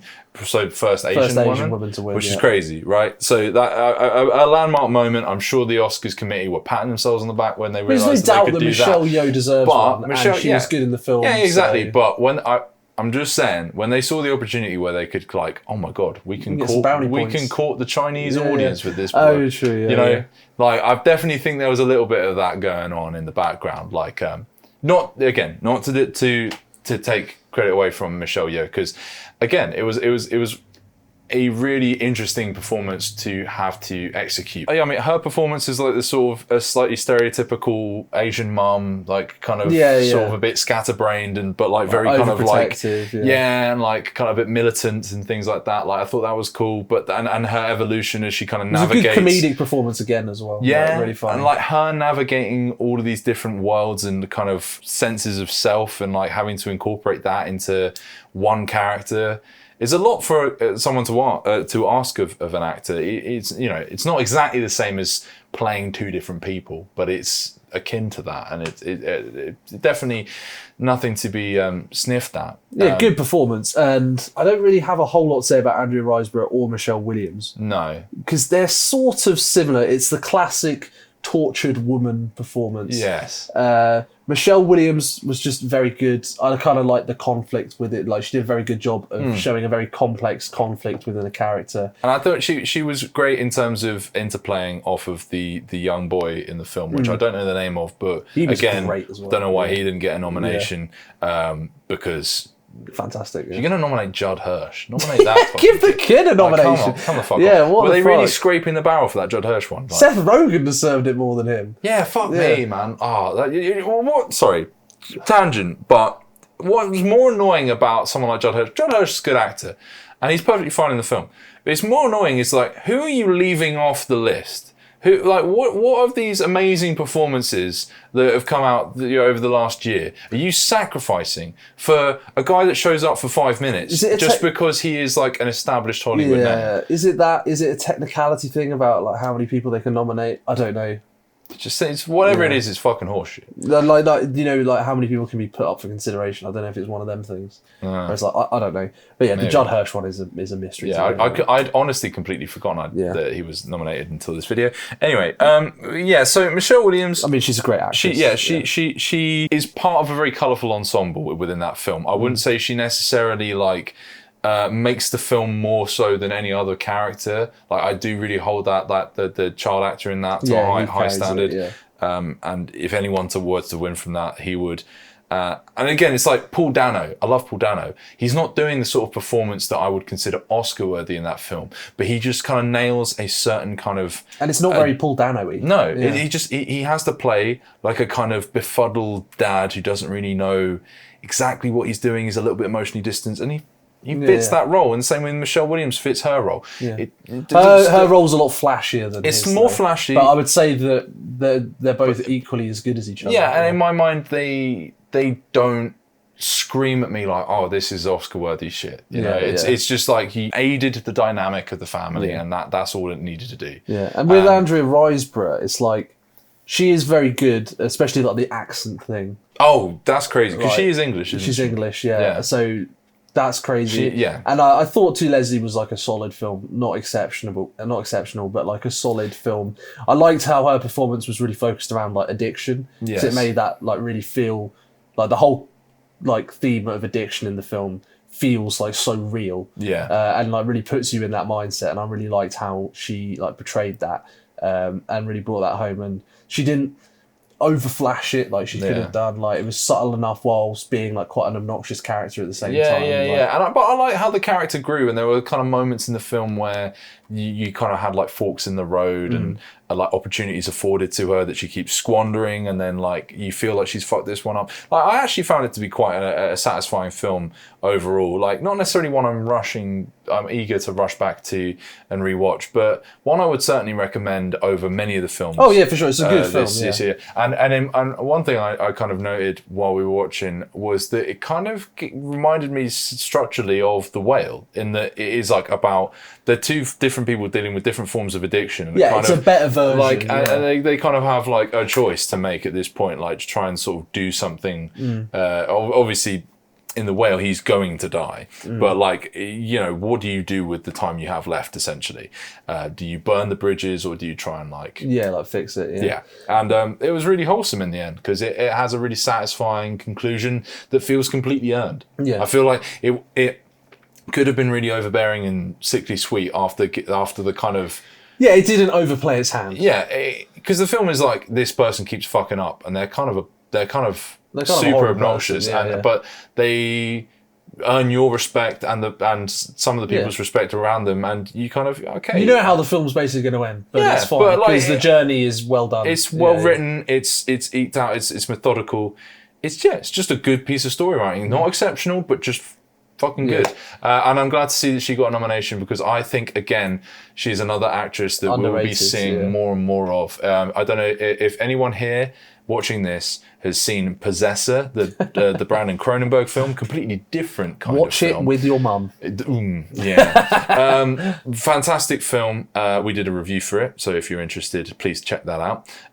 But yeah, she's definitely someone I'm excited to see more of in the future.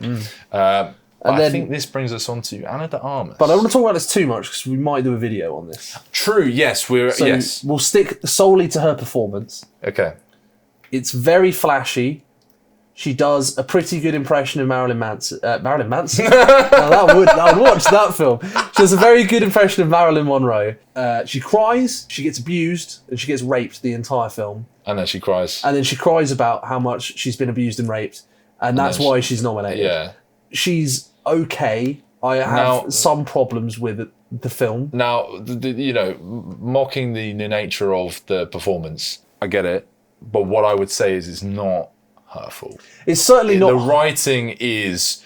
Marilyn Monroe suffers for the entire film. There's a lot of problems with the film Blonde.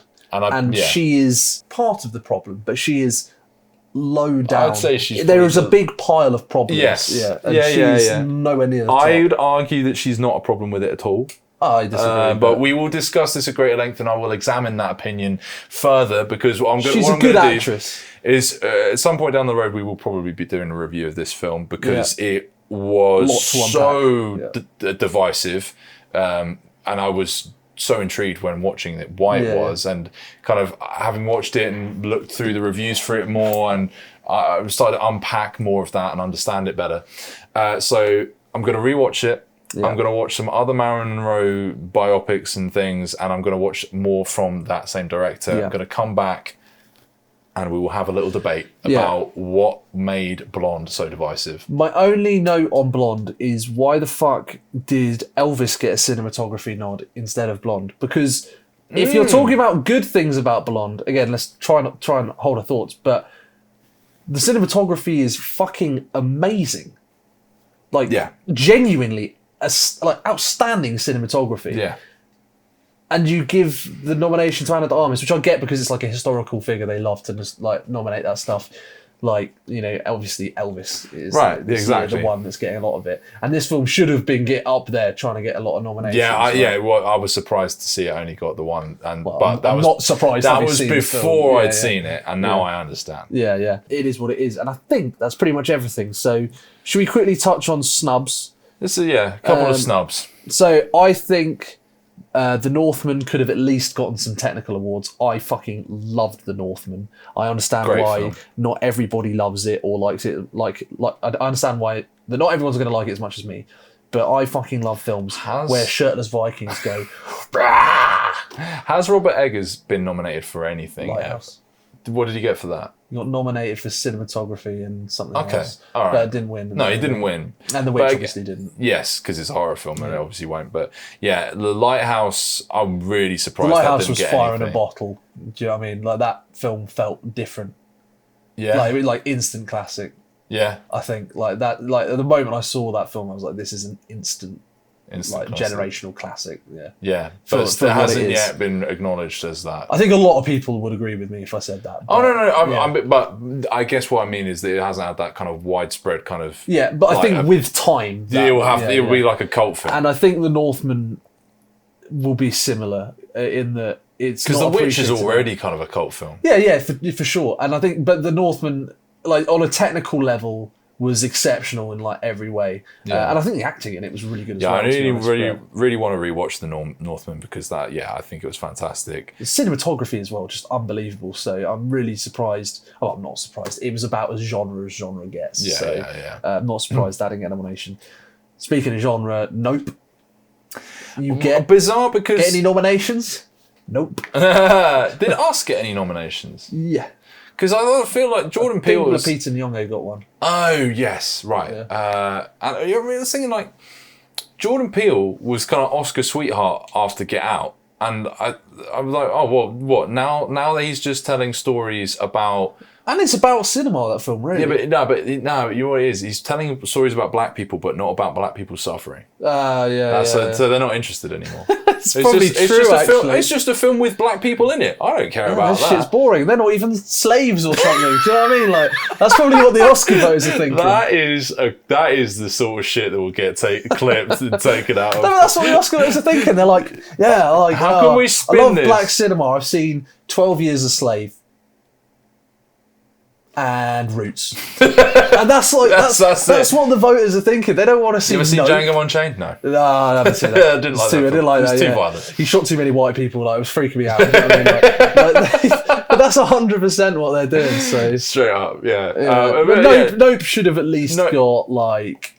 I can see it is Some effects, maybe. I mean, look. screenplay. I mean, Yeah, it yeah, is a little bit. screenplay. I will say Nope was a little bit messier. It was actually, you know what? Us was a lot messier than Nope, Yeah. in my opinion. But people really liked Us, and I think I've tried with Us, but I've watched that film about 3 or 4 times, and I still don't get it. click Yeah, I with mean, me. I've only seen it once, and I know I don't like it. But Nope banged. I think it's a genre film, so it's always like sort of sci-fi-ish, it horror-ish. doesn't have any obvious award qualities. No, do you know what but I mean? it is just a great film that should have had Yeah, some yeah. kind of nod. I think screenplay would have been fair. Screenplay would have been good. What else? I think Jackass Forever. I mean, if they had such documentary. Yeah. Jackass for what would you even call Jackass? Could you call It's it basically a documentary? documentary. It's right? a documentary of people who want to like torture themselves. Yeah, and it's a documentary stick of how things this up their guy arse. got shot in the nuts with a paintball gun. Do you know what I mean? Yeah, if the documentary Which is genuinely one of my favourite films of the year. Yeah, I won't know, and if you're talking about documentaries, I think the Kanye West Netflix, I guess it's a mini-series, but it's basically a long film. That was the best documentary of last year, in my opinion. I don't watch enough documentaries to say, but Sure, I did really enjoy that. And it now has new significance. It has new significance, which is hilarious, because it was already kind of detailing like a man's sort of decline into sort of mental illness, essentially, and kind of fame, and then it went even weirder than that. So definitely a recommendation if you can stomach hearing Kanye talk for 3 hours or however long that thing lasts. I would put forward. I don't know if you were as keen on this film as I was, but The Menu. I thought was fantastic. Wasn't as keen on it as you, but I do think it's maybe been a little bit snubbed. I could easily see Ray Fiennes getting a nod for that film. And again, Hong Chao. She was great as the she played Sidekick. She plays like the sort of deputy to him that's kind of running the kitchen. See, the thing is with that film, it's quite. It feels like very small scale, like almost like a Twilight Zone episode. Or something. Like I can see why it wouldn't appeal to the voters in that way, but it like had a lot of quality. I just thought it was super funny, like really darkly humorous, but perhaps a level of sort of sarcastic, dry humor that wouldn't appeal to a lot of Americans. It's by Mark Millard, who does the Succession directing. So shut up. Yeah. Oh, he's one of the guys. Yeah. Oh, fucking hell. In fact, the first episode, as we watched this first episode, is to say that was Mark Millard. Shut up. Okay. Menu, so. Oh man. Yeah, so it has quality to it. I can smell that quality coming. Yeah, I mean, like, and the cheeseburger scene. Yeah, great ending. I've never been more hungry and saddened by a cheeseburger in my life. The bit where A. Fiennes tells him to kill himself is already great meme material. That's fucking heat. That's so fucking heat. Is there anything else? Decision to Leave. Decision to Leave, I need to rewatch because I saw it in the cinema and I was so hungry because I got off from work, I went to watch it in the cinema, and I was so cripplingly hungry that I was just sat there angry. It's just so furious. Right, so it just completely ruined your And experience. like, it ruined it. That's not my fault. It was a good film. I will say it's certainly not like an instant Park Chan-wook classic for me. Okay. But very good, and I could see it growing because it's one of those films that's sort of like Tar, very, very detailed and like every shot and has all this stuff. And but I loved the ending. Again, Park Chan-wook, it does an ending better than almost anyone else in the game. So up there with Yorgos Lanthimos for me for ending Kings. Fantastic ending. But I don't think it wasn't so much a snub as South Korea not putting it up for consideration. So speaking of RRR. Yes, shout India. out. Have a fucking word with yourself, India. Why the fuck are you nominating... Why are you putting any other film up for consideration other than RRR, you freaks? If they'd have done that, it would have probably gotten into like the best film. It could have gone there, yeah. Because, all right, if you haven't watched RRR, right, you have done yourself a disservice. It is one of the funniest, most chaotic, and like garish action films I've seen in ages, and it is fucking brilliant. It's the first time I've ever seen a Bollywood film. Like, I guess it's not Bollywood. It's like Telugu. I'm not. That sounds close. I'm not 100% sure. I don't know if I've said that right. But it's annoying because even the version they have on Netflix in our country, at least, they only have the Hindi version. I think that's the standard thing, and the dubbing in it's really annoying. I wish we could just have the. Yeah, I know, but in spite of the dubbing, it's still fantastic. Very entertaining film. You know, I've never seen a film so shameless in just having fun, in just kind of like it has zero shame. Would it be stupid if we did this scene where they jump off a bridge tied to each other with ropes, one's on a horse, one's on a motorcycle, and they meet in the middle and they're linked by the flag of that part of the nation? Like, yeah, that would be dumb. But we're going to fucking do it. And we're going to be fucking... He's going to punch a tiger in the face. Are we going to have... Yes, he's going to punch a tiger in the face. Is he going to perform an action scene whilst another man is on his shoulders with two AK-47s and he's headbutting people as he runs because he has no use of his arms? It's the first time I've ever seen like an Indian film that's really in that Indian style, which typically doesn't translate. It doesn't. It doesn't really. I've never seen one sort of take on that like mainstream appreciation in the West. I think it could be a sea change. I think this could be a huge moment. Potentially, yeah, because there's a lot of Asian culture like crossing over in that way. Because obviously, dramas. Obviously, shit like that. Korea have kind of beaten. Well, I'd say Korea have been beating people to the punch. Japan beat everyone to the punch. Yeah. But it's really Chinese culture that's lagging behind. That's kind of true, actually. Yeah. But yeah, so Japan, I guess, has become with anime has become ubiquitous. It's just accepted. But Japanese films have faded from the limelight a little. A little bit, but they still had J-horror. They still had Akira Kurosawa. Obviously, yeah. But what I'm talking about is nowadays. Yeah, sure, yeah. Korean films are way more talked about, but Japanese films don't really get that same attention, which is a shame because like they're still making bangers. But if Korea have sort of shown that there is a sort of renewed interest in Asian cinema. Yeah, like India It's a very different flavour of it, but... Oh, completely different. Yeah. But India may well have inadvertently breached that gap some of the as most... well. Every year some of the most successful films are like Bollywood films, so like there's obviously a reason people like it, even if generally speaking it's not for me. Well, it's just like a movie language that we haven't been exposed to yet, you know. And I think the reason that, say, Japanese and Korean cinema translates so well over here is that there is a commonality in a lot of the movie language, and where we're separated is where we find interest. Yeah. You know, I guess similar to culture. Well, it's the fine line between finding interest and feeling alienated by it, right? Right. Yeah, exactly. I guess we, as scholarly internet types, we take great interest in those differences, whereas some people will be put off. Will just be put off. Yeah. Oh, I have to read my films. Well, yeah, that plus like Indian films have like a very unique pacing, like musical aspect to them as well, like and like certain tropes. But we had some boys over not too long ago watching the rugby, and after the rugby was finished, we put on RRR. And they were fucking loving it. They were just constantly overwhelmed by like new things.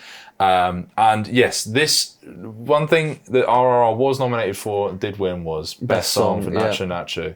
And that fucking slaps. Yeah, that scene in the movie is fucking brilliant. Hilarious. How you can win a girl's heart who speaks a language that you cannot understand, who cannot understand your language, and they win it by fucking outdancing all the snooty white boys. Fucking hilarious. Yeah, it was pretty... They don't know how to dance.